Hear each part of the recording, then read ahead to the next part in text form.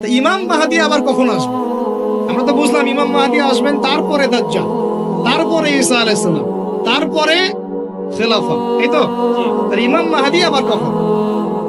আমাদের বুয়েটের মাহদী বের হয়, পাঞ্জাব থেকে মাহদী বের হয়, হ্যাঁ, বাংলাদেশের ওই কোনায় মাহদী বের হয়, সৌদি আরব থেকে ওই কোনা থেকে মাহদী বের হয়, হয় না? খুব ভালো করে মনে রাখবেন, যতক্ষণ এই বিশ্বে একটা মালহামা না হচ্ছে মাহদী আসছেন না। কথা ক্লিয়ার? এই বিশ্বে যতক্ষণ একটা মালহামা না হচ্ছে মাহদী আসছেন না। তিনি আসবেন ফাতিমা রাদিয়াল্লাহু আনহার বংশ থেকে। কার বংশ? তার আসল নাম মুহাম্মদ। কি নাম?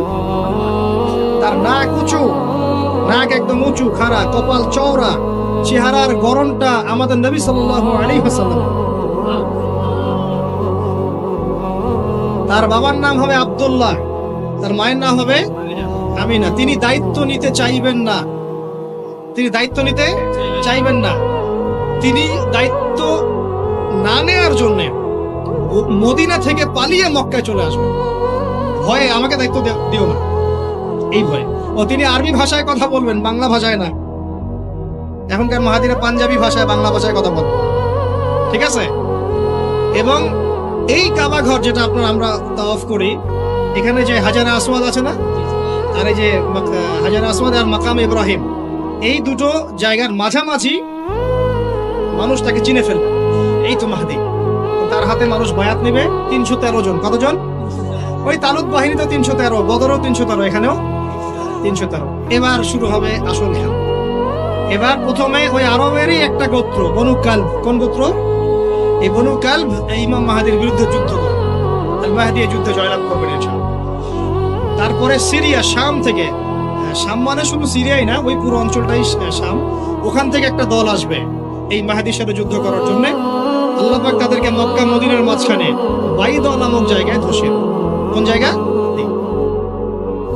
এরপরে মুসলমানদের আর কোনো পতন নাই, আর পিছনে ফিরে তাকানোর কোনো সুযোগ নাই। মুসলমানরা আর মাথা নিচু করবে না ইনশাআল্লাহ কোনোদিনের জন্য। তারপর চলতে থাকবে খালি ইসলামের বিজয় আর বিজয় আর বিজয় আর বিজয়। আল্লাহু আকবার। এভাবে চলবে। তবে মাহদী কখন আসবেন? আগে মালহামা, তারপর মাহদী। মালহামা কি তাহলে? এটা হচ্ছে একটা বিশাল যুদ্ধ। এটা কি? কেমন যুদ্ধ? নবীজি বলেছেন, এই রোমকরা, ইউরোপিয়ানরা তোমাদের সাথে অচিরেই চুক্তি ভঙ্গ করবে এবং 80টা পতাকা নিয়ে তোমাদের বিরুদ্ধে ওরা যুদ্ধ করবে। এই মালহামাটা হবে ইরাকের ফোরাত নদীর নিচেই হোক আর পাশেই হোক, আল্লাহ ভালো জানেন। ওখানে সোনার পাহাড়কে কেন্দ্র করে। কি কেন্দ্র করে? এই সোনা মানে সত্যিকারের সোনাও হতে পারে, অথবা তেলও হতে পারে, আল্লাহ ভালো জানেন। তেল তো এখন সোনার জায়গা দখল করেছে, করে নাই? এই বিশ্বে তো সোনা চলে না, কি চলে? তেল। তো এটাকে কেন্দ্র করে যুদ্ধ হবে। নবীজি বলেছেন ওই যুদ্ধে এত ভয়াবহ হবে যে 100 জন যোদ্ধার মধ্যে 99 জনই মারা যাবে না। একটু মাথা খাটান যে এমন কোন যুদ্ধ কি হয়েছে পৃথিবীতে যেটাতে 100 জনের মধ্যে 99% মারা গেছে? তার মানে এটা হয়নি এখনো। আর একটা যুদ্ধে এত পার্সেন্ট মানুষ কিভাবে মরতে পারে? যদি সেটা ঢাল তলোয়ারের যুদ্ধ হলে কি মরতে পারে? নিশ্চয়ই এমন কোন অস্ত্র সেখানে প্রয়োগ করা হবে যাতে একাধারে অনেক মানুষ তাড়াতাড়ি মারা যায়। এই অস্ত্র এখনকার যুগের কি অস্ত্র? নিউক্লিয়ার ওয়েপন্স হতে পারে যদি এই যুগে সেটা হয়। আর যদি আল্লাহ পাক এটাকে আবার পূর্বের অবস্থায় নিয়ে যান, সেটাও হতে পারে, আল্লাহ ভালো জানেন। আমরা এটাকে ইন্টারপ্রিটেশন বলছি, এটা সঠিক হতে পারে, বেঠিক হতে পারে, অ্যাটলিস্ট একটা ধারণা তো পাচ্ছি। তারপর এই ইউফ্রেটিস নদীর এই সোনার পাহাড়কে কেন্দ্র করে এটা ঘটনা ঘটে। আল্লাহ নবী আরো বলেছেন সাল্লাল্লাহু আলাইহি ওয়াসাল্লাম, মুসলমানরা, আমাদের কথা বলছে, মুসলমানরা তোমরা যেন সেখানে হাতও না বাড়াও। কোন মুসলমান যেন ওই সোনায় হাতও না বাড়ায়, মানে ওই দিক থেকে আমরা যেন সম্পূর্ণ মুক্ত থাকি। ওরা মারামারি করে শেষ হয়ে যায়। বিশ্বটা হয়তো সংক্ষিপ্ত হয়ে আসতে পারে যদি এরকম কোনো ম্যাসিভ নিউক্লিয়ার যুদ্ধ হয়ে যায়, যেটার আশঙ্কা অনেকেই করেন। মিলিটারি অ্যাফেয়ার্স যারা করেন তারা করেন, পলিটিক্স যারা করেন তারা করেন।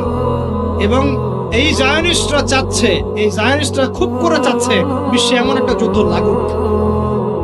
একবার ইউক্রেন রাশিয়ার ইস্যু তুলে দেয়, একবার সিরিয়ার ইস্যু তুলে দেয়, একবার আফগান ইস্যু তুলে দেয়, একবার ইরাকে ইস্যু তুলে দেয়, একবার প্রথম বিশ্বযুদ্ধ লাগায়, একবার দ্বিতীয়টা লাগায়। ওরা খুব করে চাচ্ছে যেন আরো একটা লাগে। এবার যদি লাগে তাহলে এটা কনভেনশনাল যুদ্ধ হবে না, এটা দেখবেন একটা নিউক্লিয়ার যুদ্ধ হয়ে গেছে। সেটা হয়ে গেলে ওয়ার্ল্ডের আয়তন আর এমন থাকবে কিনা আল্লাহ ভালো জানে। এগুলো ভাবতে হবে, আমাদের করণীয় ফিক্স করতে হবে। আর আমরা কি করছি বললাম, ওই যে নেইমার দিকে ফুটবল খেলছি। আমরা কি করছি, আমরা মাশাআল্লাহ তেল বিক্রি করছি ওদের কাছে, আমরা ওদের কাছ থেকে পেট্রো ডলার চুক্তি করেছি, ওদের সাথে বন্ধুত্ব করার চেষ্টা করছি। আর আল্লাহ পাক কোরআনে বলেছেন লা তাত্তাখিযুল ইয়াহুদা ওয়ান নাসারা আউলিয়া, ওই আয়াতটা থাক, ওটা খালি তেলাওয়াতের জন্য, আমল করার জন্য না। আমার কথা কি বুঝতে পারছেন?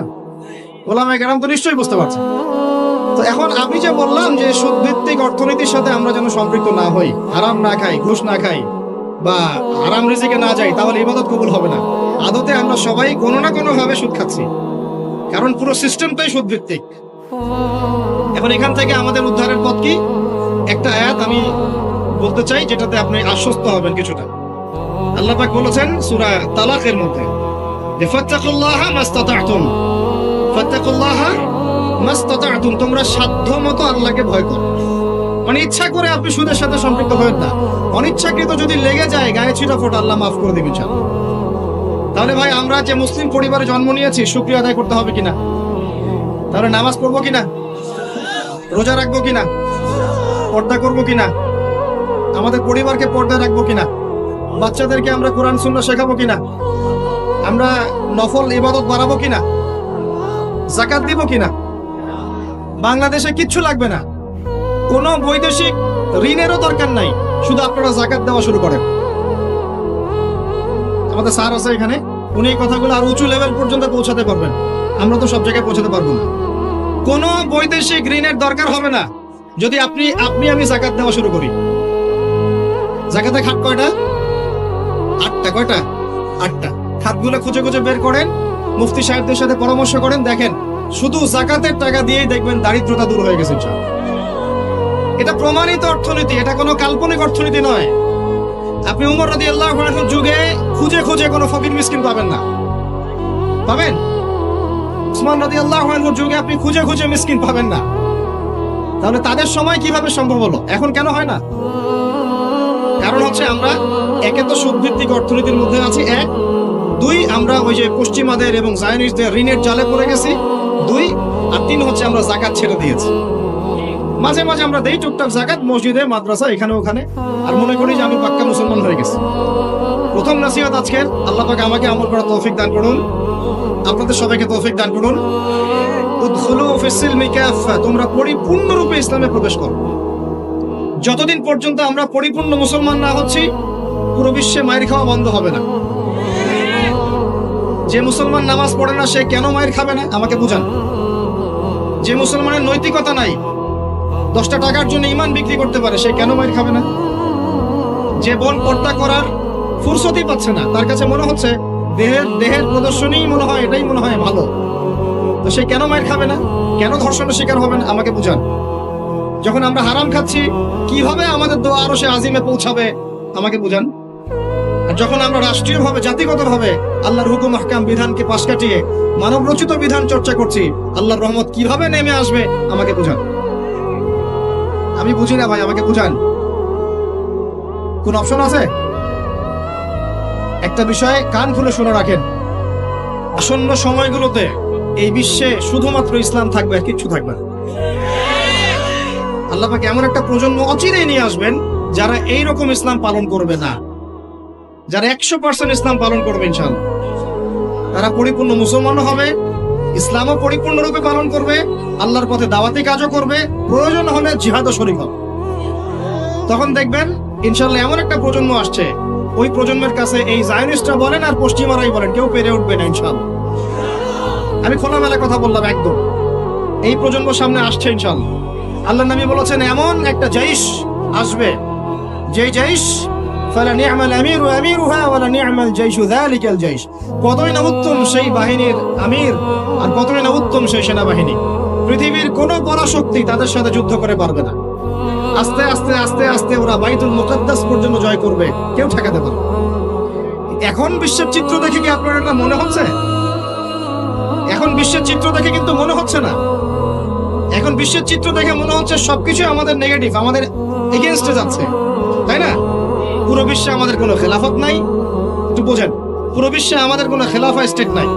খেলাফা স্টেট মানে কি? খেলাফা স্টেট মানে উমর রাদিয়াল্লাহু আনহুর মতো শাসন, আল্লাহর রাসূলের মতো শাসন, উসমান, আবু বকর, আলীর মতো শাসন রাদিয়াল্লাহু আনহুম আজমাইন।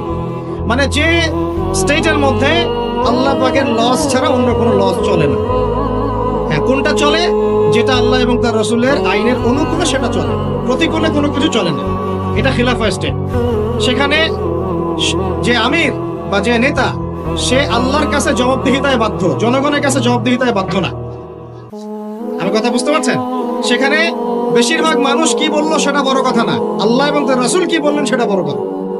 মানে বেশিরভাগ মানুষ যদি বলে সুদ হালাল, তার মানে এই না যে হালাল হয়ে যাবে। বুঝতে পারছেন কথা? আর বেশিরভাগ মানুষ যদি বলে মদ হালাল, তার মানে এই না যে মদ হালাল হয়ে যাবে। মনে করে আপনি ভোটাভুটি দিচ্ছেন, ভোটাভুটি করছেন, এখানে বেশিরভাগ বললো যে মদ হালাল হোক, খাওয়া যাবে, ভালোই তো, বেপরদায় চললে ভালোই, আমরা মেয়েদেরকে দেখতে পারলাম, নাউজুবিল্লাহ। তারপরে সুদ হালাল হলে কি সমস্যা, সবাই খায়, আমরা খেলে কি সমস্যা? তো এখন বেশিরভাগ রায় এদিকে পড়লো, আর এই 10-5টা মুসলিম মিসকিন তারা বলছে না এগুলো হারাম। খিলাফা স্টেট মানে হচ্ছে ওই 10 জন মানুষের রায় গ্রহণযোগ্য হবে, এই 100 জনেরটা হবে না। কথা বুঝতে পারছেন কি পারছেন না? একটু শোরগোল করেন না, একটু মনোযোগ দেন। এখন পুরো বিশ্বে কি এমন কোন স্টেট আছে আপনার? আছে? কোথায় আছে? আবুধাবিতে, কাতারে, কুয়েতে? এই মাশাআল্লাহ, একটা কথা বলেছেন। খোরাসান, এখানে ট্রাই করছে, কত বছর যুদ্ধ করলো? 20 বছর। আমরা দোয়া করি আল্লাহ পাক প্রত্যেক মুসলিম রাষ্ট্রের রাষ্ট্রপ্রধানদেরকে শক্তিশালী করুন এবং তাদেরকে ইসলাম বোঝার তৌফিক দান করুন, তাদেরকে আল্লাহ পাকের জমিন আল্লাহর খলিফা হওয়ার তৌফিক দান করুন। দোয়া করতে কোনো সমস্যা? আল্লাহ পাক চাইলে আমাদের এই দেশটা এত উন্নত হবে, একদিন আমরা দেখবেন ইনশাআল্লাহ জাতিসংঘে ভেটো পাওয়ার দিব ইনশাআল্লাহ।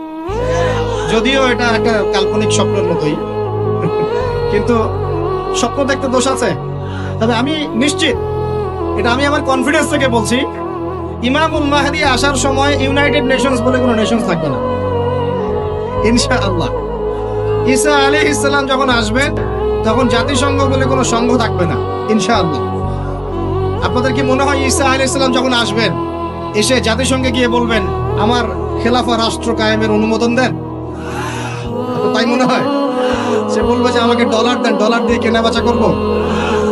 হ্যাঁ, সে বলবে যে আপনার রেজুলেশন পাস করেন, আমি প্যালেস্টাইন থেকে, জেরুজালেম থেকে ইসলামী খেলাফত কায়েম করতে চাই, আমাকে সমর্থন দেন।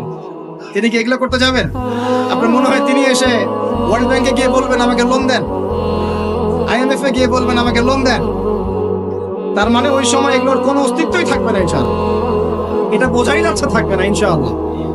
আমি কি বলবো আমি জানি না, কিভাবে বললে আপনারা বুঝবেন তাও জানি না, আর আমিও জানি না এসব বলে কি হবে। আমি শুধু চাই আপনাদের মধ্যে একটা সচেতনতা তৈরি হোক, যাতে আপনারা আপনাদের পরিবার এবং পরবর্তী প্রজন্মকে বোঝাতে পারেন যা পৃথিবীতে চলছে এগুলো জুলুম। এই জুলুমের অবসান অচিরেই ঘটবে যখন আল মাহদি আসবে এবং ব্ল্যাক ফ্ল্যাগস, কালো পতাকাধারী বাহিনী বের হবে ইনশাআল্লাহ। যুদ্ধ করতে করতে করতে করতে এরা বাইতুল মুকাদ্দাস পর্যন্ত জয় করবে। আসবে, আল্লাহর বাহিনী আসবে। যখন আসবে আপনারা এমনিই বুঝতে পারবেন ইনশাআল্লাহ। ঠিক আছে? আর আমরা আমাদের পরবর্তী প্রজন্মকে বোঝাবো, জানাবো যে ইনশাআল্লাহ অচিরেই সেই বাইতুল মুকাদ্দাস আমাদের হতে যাচ্ছে ইনশাআল্লাহ। জাফর ইবনে আবি তালেব রাদিয়াল্লাহু আনহু আল্লাহর নবীর আপন চাচাতো ভাই, চাচা আবু তালেবের ছেলে। আলী ইবনে আবি তালেব, জাফর ইবনে আবি তালেব। জাফর ইবনে আবি তালেব রাদিয়াল্লাহু আনহু যুদ্ধ করতে গিয়েছেন, মুতার যুদ্ধে। কোন যুদ্ধ? আল্লাহর নবী 3 জনকে সেনাপতি বানালেন, যায়েদ ইবনে হারেসা, আব্দুল্লাহ বিন রাওয়াহা এবং জাফর ইবনে আবি তালেব। কোন যুদ্ধে 3টা অধিনায়ক লাগে নাকি? একজন লাগে। তাহলে সাহাবীরা বুঝে ফেললেন যে আমরা এই যুদ্ধে গেলে শহীদ হব নিশ্চিত। কথা বুঝতে পারছেন? সবাই বিদায় নিয়ে চলে গেলেন। ওদের সৈন্য সংখ্যা প্রায় 2 লক্ষ। কত লক্ষ? মুসলিমদের সৈন্য সংখ্যা মাত্র 3000, মাত্র 3। আল্লাহ নবী বললেন যদি যায়েদ ইবনে হারেসা শহীদ হয়, আব্দুল্লাহ বিন রাওয়াহা তুমি পতাকা নিয়ে নিও। আব্দুল্লাহ বিন রাওয়াহা যদি শহীদ হয়, তাহলে জাফর তুমি পতাকা নিয়ে নিও। জাফরও যদি শহীদ হয়, তাহলে তোমাদের মধ্যে কোনো একজনকে তোমরা আমির বানিয়ে নিও। পরে আমির বানানো হয়েছিল সাইফুল্লাহ মাসলুল খালিদ বিন ওয়ালিদ রাদিয়াল্লাহু আনহু, এবং তার হাতেই বিজয়টা হয়েছিল। 3000 সৈন্য নিয়ে তিনি 2 লক্ষ সৈন্য ঠেকিয়ে দিয়েছেন। জাফর রাদিয়াল্লাহু আনহু যখন শহীদ হন, প্রথমে তার ডান হাত পড়ে যায়। দেখছেন না, এক বাবা হাত নিয়ে ঘুরছে, বাচ্চা আর এক হাত খুঁজে পায় না। দেখছেন না আপনারা? ডান হাত পড়ে গিয়ে বাম হাত দিয়ে তরোয়াল চালানো শুরু করলেন। ওই যুদ্ধ তখন সত্যিকারের যুদ্ধ ছিল, এই তোমাদের মতো কাপুরুষের যুদ্ধ না, যে 100 মাইল দূর থেকে মিসাইল ছুড়বো আর এখান থেকে আমি ঠাস করে দেবো। তখনকার যুদ্ধ ছিল ওয়ান অ্যান্ড ওয়ান ব্যাটল। তুমি সামনে অস্ত্র নিয়ে আসো, আমি সামনে অস্ত্র নিয়ে গেলাম, এরপরে দেখি কার কথা হলো। এমন ছিল না বিষয়টা, ওয়ান অ্যান্ড ওয়ান ব্যাটল ছিল। আর তখন সাহাবীরা ছোটবেলা থেকে এগুলোতে প্রশিক্ষিত ছিলেন। নতুন না বিষয়টা, তারা ছোটবেলা থেকেই প্রশিক্ষিত ছিলেন, তীরন্দাজ ছিলেন, ঘোড়সাওয়ার ছিলেন, তখনকার যুগের প্রেক্ষাপট। তারপর তিনি বাহাতে তরোয়াল চালানো শুরু করলেন, এক পর্যায়ে বাহাতে পড়ে গেল। এরপর এই থুতনি দিয়ে তিনি পতাকাটা ধরে রাখছেন। এভাবে মুতার যুদ্ধের ইতিহাসটা পড়ে দেখেন, থুতনি দিয়ে এভাবে পতাকাটা ধরে রাখছেন। পতাকার মান, পতাকার সম্মান। আর সেই পতাকা আমাদের হাত থেকে পড়ে গেল, আরবের লোকজন তাকায় তাকায় দেখতেছে, সারা মুসলিম বিশ্ব তাকায় তাকায় দেখতেছে। এই গুনাহের ভার আল্লাহর কসম আপনার আমার সবার উপর পড়তে হবে, কোনো উপায় নাই, সবার উপর পড়তে হবে। আল্লাহ যেন মাফ করেন, আল্লাহ পাক মাফ করবেন না। আমি আল্লাহকে চিনি, আল্লাহ পাক মাফ করবেন না এভাবে, যতক্ষণ পর্যন্ত না আল্লাহ পাক একবার হিসাব নিচ্ছেন। কারণ ওলামায়ে কেরামকে জিজ্ঞাসা করে দেখেন, একটা মুসলিম রাষ্ট্রে যদি একজন মুসলিম নারীকে ধর্ষণ করা হয়, উঠিয়ে নিয়ে চলে যাওয়া হয়, রেপ করা হয়, অথবা একজন মুসলিম ভাইকে নির্মমভাবে হত্যা করা হয়, তাহলে ফতোয়া কি করা উচিত? তখন সবাই মিলে ওই জালেমের বিরুদ্ধে দাঁড়ানো ফরজ। যদি সে দাঁড়াতে না পারে, তার প্রতিবেশী দাঁড়াবে, সে না পারলে তার প্রতিবেশী দাঁড়াবে, আর যখন সেও পারবে না, পুরা উম্মাহ একসাথে মিলে দাঁড়াতে হবে। সেটা কি হয়েছে? করতে পেরেছি? পতাকা ধরে রাখলেন এইভাবে, পতাকা পড়তে দিলেন না। এক পর্যায়ে এক কাফেরের তরবারের আঘাতে তার শরীরটা দ্বিখণ্ডিত হয়ে গেল। এদিকে মদিনায় নবী সাল্লাল্লাহু আলাইহি ওয়াসাল্লাম খবর পেয়ে গেলেন। খবর পেয়ে বলছেন, এইমাত্র জাফর শহীদ হলো, এইমাত্র জাফর শহীদ হলো। সুবহানাল্লাহ। তখন তিনি, তার চোখ দিয়ে পানি পড়ছে, তিনি জাফরের বাসায় চলে গেলেন, ছুটে চলে গেলেন জাফর ইবনে আবী তালেবের বাসায়। তার ছোট ছোট বাচ্চা ছিল। আপনার মা বাচ্চা নাই? ছোট ছোট বাচ্চা, তাদেরকে বুকে জড়িয়ে কান্নাকাটি করছেন। সাহাবীরা বলছেন, ইয়া রাসূলুল্লাহ, আপনি আল্লাহর রাসূল হয়ে কান্নাকাটি করছেন? নবীজি বলেন, এটা আল্লাহর রহমত, এটা আল্লাহর রহমত। যে কাঁদতে পারে না তার মন তো পাষাণ। জাফর শহীদ হয়ে গেছে। তারপরে তিনি হাসলেন, আমাদের নবী হেসে উঠলেন। সাহাবীরা বললেন যে, আপনি একটু আগে কাঁদতেন, এখন হেসে উঠলেন? নবীজি বললেন, এই মাত্র আমি দেখলাম যে জাফরকে দুজন ফেরেশতার মাধ্যমে আমার সামনে দিয়ে নিয়ে যাওয়া হলো। আমি দেখলাম জাফর জান্নাতে, আর দুই হাত, যে দুই কাটা হাত, এই দুই কাটা হাতের বদৌলতে আল্লাহ পাক তাকে জান্নাতে দুইটা পাখা দিয়েছে, সে জান্নাতে ঘুরে বেড়াচ্ছে, ফল খাচ্ছে। এই দৃশ্য দেখে আমি হেসে উঠলাম। আমি এই জন্য বলছি, আমাদের শহীদরা মৃত নয়, আমাদের শহীদরা মৃত নয়। আমাদের এই মা, বোন, শিশু, নারী যাদেরকে মেরে ফেলা হয়েছে, কেউ মৃত নয়। ইনশাআল্লাহ তারা জীবিত আছে, এবং তারা এখন আল্লাহ পাককে কি বলছেন জানেন?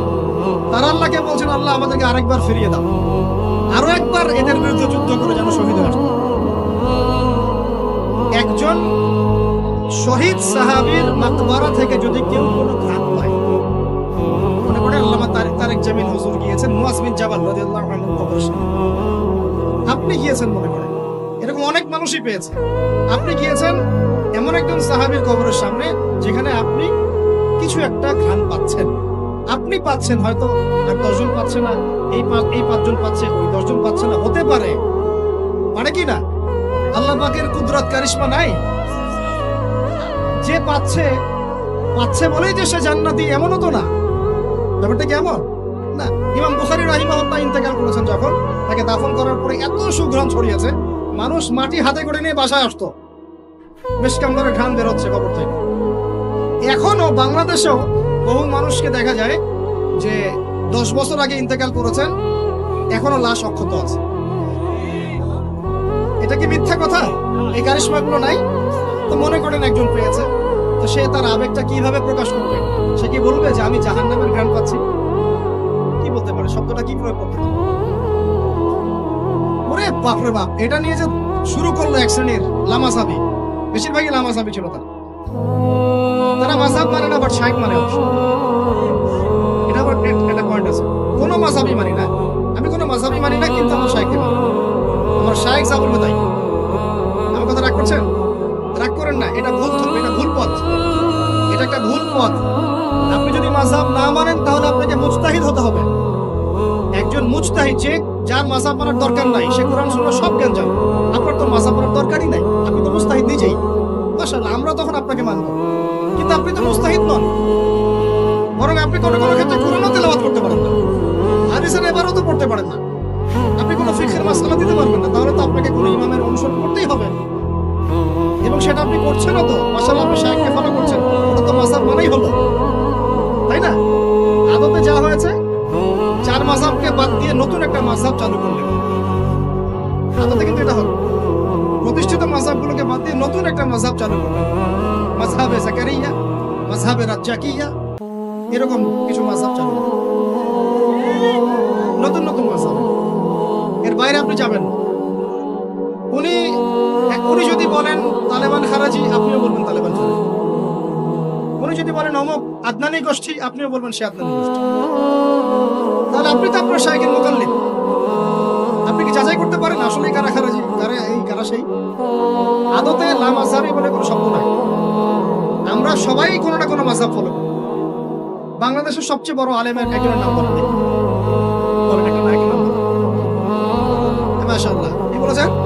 আব্দুল মালিক দামাত বারাকাতুহু। আচ্ছা, মাশাআল্লাহ। হ্যাঁ, মাশাআল্লাহ, ওনার মতো মুহাদ্দিস এই উপমহাদেশে খুব কমই আছে, ঠিক না বেঠিক?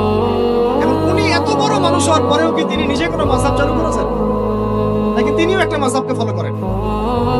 এখন আপনি আমি তো কোরআনই পড়তে পারি না, হাদিসও বুঝি না, মাসলা মাসাইলও জানি না, ফিকহ বুঝি না, 2-3-4টা চটি বই পড়ে আপনি মুস্তাহিদ হয়ে গেলেন? মূলত এটা হয়ে গেল শায়েখ পূজা। কি হলো? আপনি কোন শায়েখকে ফলো করেন, আমি আপনাকে দোষ দিচ্ছি না, নেগেটিভ বলছি না, কিন্তু আপনাকে লিবারেল থাকতে হবে, ওপেন মাইন্ডেড হতে হবে। এমন না যে সে যদি ভুল বলে সেটাই মেনে নিবেন। এখন মূল কথাটা আসেন, এই যে শুরু করলো ঘ্রাণ জান্নাতের ঘ্রাণ পেয়েছে। আরে বাপ রে বাপ, জান্নাতের ঘ্রাণ দুনিয়া থেকে পাওয়া যায় না, এই সেই। তখন মনে হচ্ছিল যে আল্লাহ, এই মিডিয়াগুলোর চাইতে আমাদের বড় শত্রু মনে আর কেউ নাই। ঠিক আছে, নামাজের আপনাকে গুরুত্ব বুঝাচ্ছিলাম। যে কোনো মক্তবে হোক, মাদ্রাসায় হোক, ওলামায়ে কেরাম এগুলো বুঝান, আমাদেরকে শিখিয়েছেন ছোটবেলায়। যখন নামাজ পড়বা তখন প্রত্যেকটা সেন্টেন্স সুন্দর করে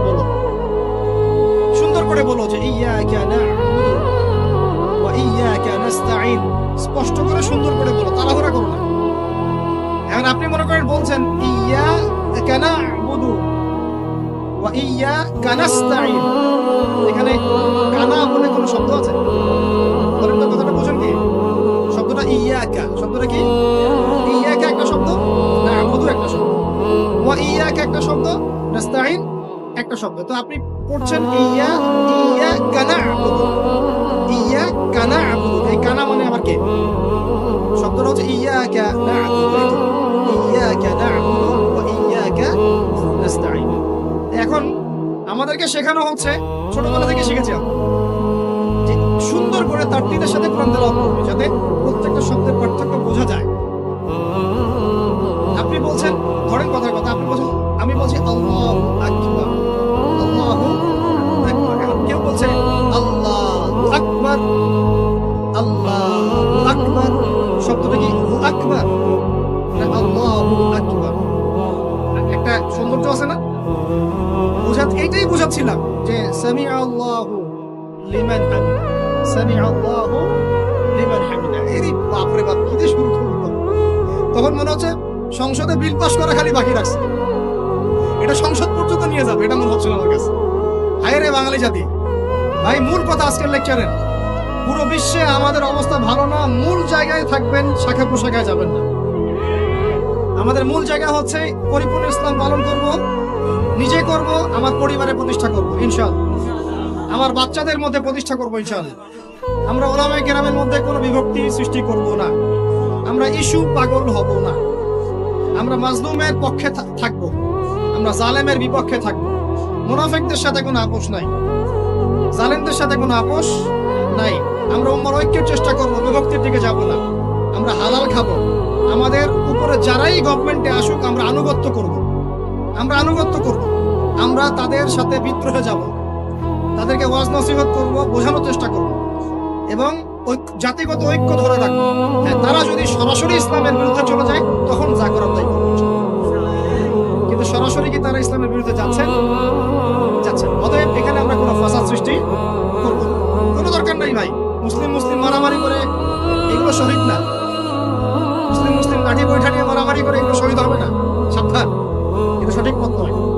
তবে আমরা অবশ্যই তাদেরকে নসিহত করবো, দোয়া করবো, জাতিগত ঐক্য ধরে রাখবো এবং আমাদের লক্ষ্য আমরা স্থির রাখবো। আমাদের লক্ষ্যটা কি ভাই? ওই বাইতুল মুকাদ্দাস। লক্ষ্যটা কি? বাইতুল মুকাদ্দাস। ইনশাআল্লাহ পুরো বিশ্ব থেকে আস্তে আস্তে জালেমদের পতন করবে ইনশাআল্লাহ। মাজলুমের রক্ত বৃথা যাবে না ইনশাআল্লাহ। আমাদের শহীদরা মৃত নন ইনশাআল্লাহ, তাদেরকে রিজিক দেওয়া হচ্ছে। আমরা সবাই মন খুলে দোয়া করবো তাদের জন্য। এখন কনক্লুশনে আসবো। বিশ্বের এই অবস্থায় আমাদের অবস্থাটা কি একটু দেখাই, তারপর শেষ করে দিই। একটু বসেন 10টা মিনিট খালি মনোযোগ দিন। আমাদের অবস্থা কি দেখেন? পুরো বিশ্বে কি আমাদের খেলাফা আছে? বললাম না। পুরো বিশ্বের অর্থনৈতিক শক্তি আমাদের হাতে আছে? রাজনৈতিক ক্ষমতা আমাদের হাতে আছে? বৈশ্বিক রাজনৈতিক ক্ষমতা আছে? নাই। আমাদের কি মিডিয়াগুলো সব স্বতন্ত্র, নিজের স্বাধীন? আমাদের কি এই পারমাণবিক অস্ত্রশস্ত্র ওয়েপন্স আছে ভাই? নাই। আমাদের কি ঐক্যবদ্ধ জাতির একটা নেতা আছে? মানে আমি এরকম কিছু আছে?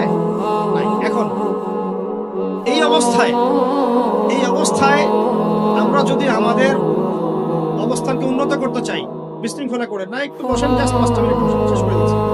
একটু পরে দোয়া হবে, তারপরে আমরা যাবো। এই অবস্থায় আমরা কি চাই? আগে আমাকে বলেন, আমরা কি চাই যে আমাদের অবস্থা আগের মতো হোক?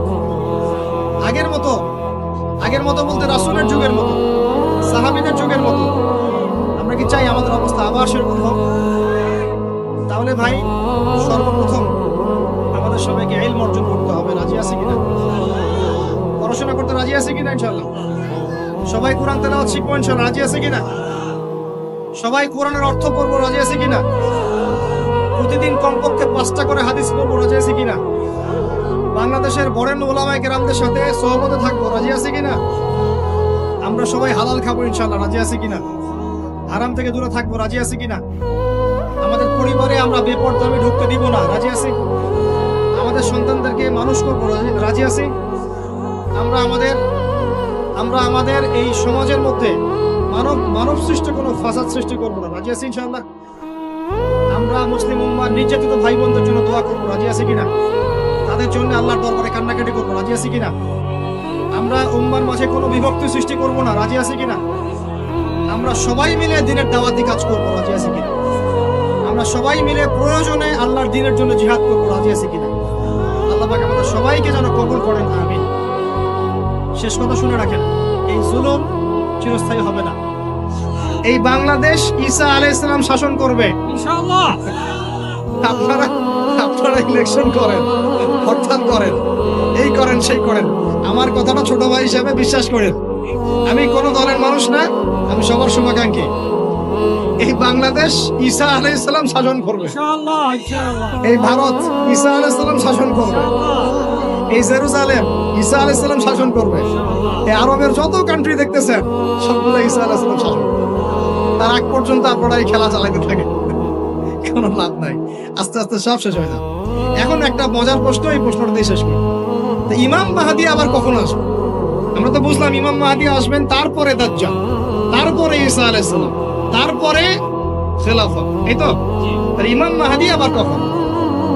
আমাদের বুয়েটের মাহদী বের হয়, পাঞ্জাব থেকে মাহদী বের হয়, হ্যাঁ, বাংলাদেশের ওই কোনায় মাহদী বের হয়, সৌদি আরব থেকে ওই কোনা থেকে মাহদী বের হয় না? খুব ভালো করে মনে রাখবেন, যতক্ষণ এই বিশ্বে একটা মালহামা না হচ্ছে মাহদী আসছেন না। কথা ক্লিয়ার? এই বিশ্বে যতক্ষণ একটা মালহামা না হচ্ছে মাহদী আসছেন না। তিনি আসবেন ফাতিমা রাদিয়াল্লাহু আনহার বংশ থেকে। কার বংশ? তার আসল নাম মুহাম্মদ। কি নাম? তার নাক উঁচু, নাক একদম উঁচু খাড়া, কপাল চওড়া, চেহারার গড়নটা আমাদের নবী সাল্লাল্লাহু আলাইহি ওয়াসাল্লাম। তার বাবার নাম হবে আব্দুল্লাহ, তার মায়ের নাম হবে আমিনা। তিনি দায়িত্ব নিতে চাইবেন না, তিনি দায়িত্ব নিতে চাইবেন না। তিনি দায়িত্ব না নেওয়ার জন্য মদিনা থেকে পালিয়ে মক্কায় চলে আসবেন। ভয়ে আমাকে দায়িত্ব দিও না, এই ভয়ে। ও তিনি আরবি ভাষায় কথা বলবেন, বাংলা ভাষায় না। এখনকার মাহাদিরা পাঞ্জাবি ভাষায়, বাংলা ভাষায় কথা বল, ঠিক আছে? এবং এই কাবা ঘর যেটা আমরা তাওয়াফ করি, এখানে যে হাজারে আসওয়াদ আছে না, আর এই যে হাজারে আসওয়াদ আর মাকাম ইব্রাহিম, এই দুটো জায়গার মাঝামাঝি মানুষ তাকে চিনে ফেলবে, এই তো মাহদি। তার হাতে মানুষ বায়াত নেবে 313 জন। কতজন? ওই তালুত বাহিনীতে 313, বদরও 313, এখানেও 313। এবার শুরু হবে আসল খেলা।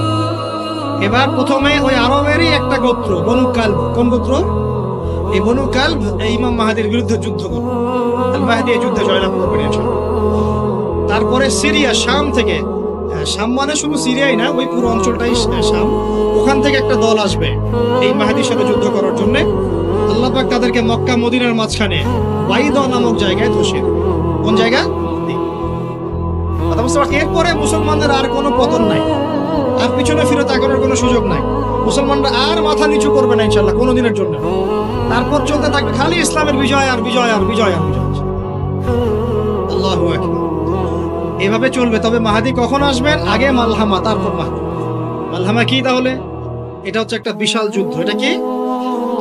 কেমন যুদ্ধ? নবীজি বলেছেন, এই রোমকরা, ইউরোপিয়ানরা তোমাদের সাথে অচিরেই চুক্তি ভঙ্গ করবে এবং 80টা পতাকা নিয়ে তোমাদের বিরুদ্ধে ওরা যুদ্ধ করবে। এই মালহামাটা হবে ইরাকের ফোরাত নদীর নিচেই হোক আর পাশেই হোক, আল্লাহ ভালো জানেন। ওখানে সোনার পাহাড়কে কেন্দ্র করে। কি কেন্দ্র করে? এই সোনা মানে সত্যিকারের সোনাও হতে পারে, অথবা তেলও হতে পারে, আল্লাহ ভালো জানেন। তেল তো এখন সোনার জায়গা দখল করেছে, করে নাই? এই বিশ্বে তো সোনা চলে না, কি চলে? তেল। তো এটাকে কেন্দ্র করে যুদ্ধ হবে। নবীজি বলেছেন ওই যুদ্ধে এত ভয়াবহ হবে যে 100 জন যোদ্ধার মধ্যে 99 জনই মারা যাবে না। একটু মাথা কাটান যে এমন কোন যুদ্ধ কি হয়েছে পৃথিবীতে যেটাতে 100 জনের মধ্যে 99% মারা গেছে? তার মানে এটা হয়নি এখনো। আর একটা যুদ্ধে এত % মানুষ কিভাবে মরতে পারে? যদি সে ঢাল তলোয়ারের যুদ্ধ হলে কি মরতে পারে? নিশ্চয়ই এমন কোন অস্ত্র সেখানে প্রয়োগ করা হবে যাতে একাধারে অনেক মানুষ তাড়াতাড়ি মারে। এটা এই অস্ত্র এখনকার যুগের কি অস্ত্র? নিউক্লিয়ার ওয়েপন্স হতে পারে যদি এই যুগে সেটা হয়। আর যদি আল্লাহ পাক এটাকে আবার পূর্বের অবস্থায় নিয়ে যান, সেটাও হতে পারে, আল্লাহ ভালো জানেন। আমরা এটাকে ইন্টারপ্রিটেশন বলছি, এটা সঠিক হতে পারে, বেঠিক হতে পারে, অ্যাটলিস্ট একটা ধারণা তো পাচ্ছি। তারপর এই ইউফ্রেটিস নদীর এই সোনার পাহাড়কে কেন্দ্র করে এটা ঘটনা ঘটে। আল্লাহ নবী আরো বলেছেন সাল্লাল্লাহু আলাইহি ওয়াসাল্লাম, মুসলমানরা, আমাদের কথা বলছে, মুসলমানরা তোমরা যেন সেখানে হাতও না বাড়াও। কোন মুসলমান যেন ওই সোনায় হাতও না বাড়ায়, মানে ওই দিক থেকে আমরা যেন সম্পূর্ণ মুক্ত থাকি। ওরা মারামারি করে শেষ হয়ে যায়। বিশ্বটা হয়তো সংক্ষিপ্ত হয়ে আসতে পারে যদি এরকম কোনো ম্যাসিভ নিউক্লিয়ার যুদ্ধ হয়ে যায়, যেটার আশঙ্কা অনেকেই করেন। মিলিটারি অ্যাফেয়ার্স যারা করেন তারা করেন, পলিটিক্স যারা করেন তারা করেন। এবং এই জায়নিস্টরা চাচ্ছে, এই জায়নিস্টরা খুব করে চাচ্ছে বিশ্বে এমন একটা যুদ্ধ লাগুক। একবার ইউক্রেন রাশিয়ার ইস্যু তুলে দেয়, একবার সিরিয়ার ইস্যু তুলে দেয়, একবার আফগান ইস্যু তুলে দেয়, একবার ইরাকে ইস্যু তুলে দেয়, একবার প্রথম বিশ্বযুদ্ধ লাগায়, একবার দ্বিতীয়টা লাগায়। ওরা খুব করে চাচ্ছে যেন আরো একটা লাগে। এবার যদি লাগে তাহলে এটা কনভেনশনাল যুদ্ধ হবে না, এটা দেখবেন একটা নিউক্লিয়ার যুদ্ধ হয়ে গেছে। সেটা হয়ে গেলে ওয়ার্ল্ডের আয়তন আর এমন থাকবে কিনা আল্লাহ ভালো জানে। এগুলো ভাবতে হবে, আমাদের করণীয় ফিক্স করতে হবে। ইমাম মাহদি আবার কখন আসবে? আমরা তো বুঝলাম ইমাম মাহদি আসবেন, তারপরে দাজ্জাল, তারপরে ঈসা আলাইহিস সালাম, তারপরে খেলাফত, এই তো। ইমাম মাহদি আবার কখন? আমাদের বুয়েটের মাহদি বের হয়, পাঞ্জাব থেকে মাহদি বের হয়, হ্যাঁ, বাংলাদেশের ওই কোনায় মাহদি বের হয়, সৌদি আরব থেকে ওই কোনা থেকে মাহদি বের হয় না? খুব ভালো করে মনে রাখবেন, যতক্ষণ এই বিশ্বে একটা মালহামা না হচ্ছে মাহদি আসছেন না। কথা ক্লিয়ার? এই বিশ্বে যতক্ষণ একটা মালহামা না হচ্ছে মাহদি আসছেন না। তিনি আসবেন ফাতিমা রাদিয়াল্লাহু আনহার বংশ থেকে।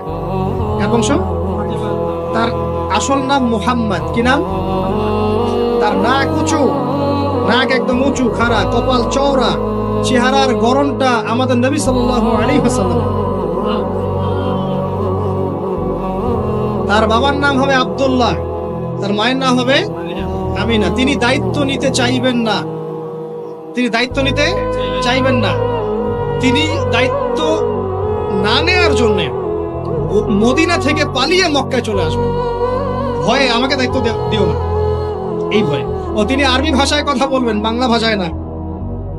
এখনকার মাহাদিরা পাঞ্জাবি ভাষায়, বাংলা ভাষায় কথা বলবেন, ঠিক আছে? এবং এই কাবা ঘর যেটা আমরা তাওয়াফ করি, এখানে যে হাজারে আসওয়াদ আছে না, আর এই যে হাজারে আসওয়াদ আর মাকাম ইব্রাহিম, এই দুটো জায়গার মাঝামাঝি মানুষ তাকে চিনে ফেলবে, এই তো মাহদি।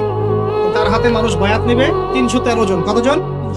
ওই তালুত বাহিনী তো 313, বদরও 313, এখানেও 313। এবার শুরু হবে আসল খেলা। এবার প্রথমে ওই আরবেরই একটা গোত্র, বনু কালব। কোন গোত্র? এই বনু কালব এই ইমাম মাহাদির বিরুদ্ধে যুদ্ধ করে, আর মাহদি এই যুদ্ধে জয়লাভ করবেন ইনশাআল্লাহ। তারপরে সিরিয়া, শাম থেকে, শাম মানে শুধু সিরিয়াই না, ওই পুরো অঞ্চলটাই শাম, ওখান থেকে একটা দল আসবে এই মাহাদির সাথে যুদ্ধ করার জন্য। আল্লাহ পাক তাদেরকে মক্কা মদিনার মাঝখানে বাইদা নামক জায়গায় ধসিয়ে। কোন জায়গা? এরপরে মুসলমানদের আর কোনো পতন নাই, আর পিছনে ফিরে তাকানোর কোনো সুযোগ নাই। মুসলমানরা আর মাথা নিচু করবে না ইনশাআল্লাহ কোনোদিনের জন্য। তারপর চলতে থাকবে খালি ইসলামের বিজয় আর বিজয় আর বিজয় আর বিজয়। আল্লাহু আকবার। এভাবে চলবে। তবে মাহাদি কখন আসবেন? আগে মালহামা, তারপর মাহাদি। মালহামা কি তাহলে? এটা হচ্ছে একটা বিশাল যুদ্ধ। এটা কি? কেমন যুদ্ধ? নবীজি বলেছেন, এই রোমকরা, ইউরোপিয়ানরা তোমাদের সাথে অচিরেই চুক্তি ভঙ্গ করবে এবং 80টা পতাকা নিয়ে তোমাদের বিরুদ্ধে ওরা যুদ্ধ করবে। এই মালহামাটা হবে ইরাকের ফোরাত নদীর নিচেই হোক আর পাশেই হোক, আল্লাহ ভালো জানেন। ওখানে সোনার পাহাড়কে কেন্দ্র করে। কি কেন্দ্র করে? এই সোনা মানে সত্যিকারের সোনাও হতে পারে, অথবা তেলও হতে পারে, আল্লাহ ভালো জানেন। তেল তো এখন সোনার জায়গা দখল করেছে, করে নাই? এই বিশ্বে তো সোনা চলে না, কি চলে? তেল। তো এটাকে কেন্দ্র করে যুদ্ধ হবে। নবীজি বলেছেন ওই যুদ্ধে এত ভয়াবহ হবে যে 100 জন যোদ্ধার মধ্যে 99 জনই মারা যাবে না। একটু মাথা খাটান যে এমন কোন যুদ্ধ কি হয়েছে পৃথিবীতে যেটাতে 100 জনের মধ্যে 99% মারা গেছে? তার মানে এটা হয়নি এখনো। আর একটা যুদ্ধে এত পার্সেন্ট মানুষ কিভাবে মরতে পারে? যদি সেটা ঢাল তলোয়ারের যুদ্ধ হলে কি মরতে পারে? নিশ্চয়ই এমন কোন অস্ত্র সেখানে প্রয়োগ করা হবে যাতে একাধারে অনেক মানুষ তাড়াতাড়ি মারা যায়। এটা এই অস্ত্র এখনকার যুগের কি অস্ত্র? নিউক্লিয়ার ওয়েপন্স হতে পারে যদি এই যুগে সেটা হয়। আর যদি আল্লাহ পাক এটাকে আবার পূর্বের অবস্থায় নিয়ে যান, সেটাও হতে পারে, আল্লাহ ভালো জানেন। আমরা এটাকে ইন্টারপ্রিটেশন বলছি, এটা সঠিক হতে পারে, বেঠিক হতে পারে, অ্যাটলিস্ট একটা ধারণা তো পাচ্ছি।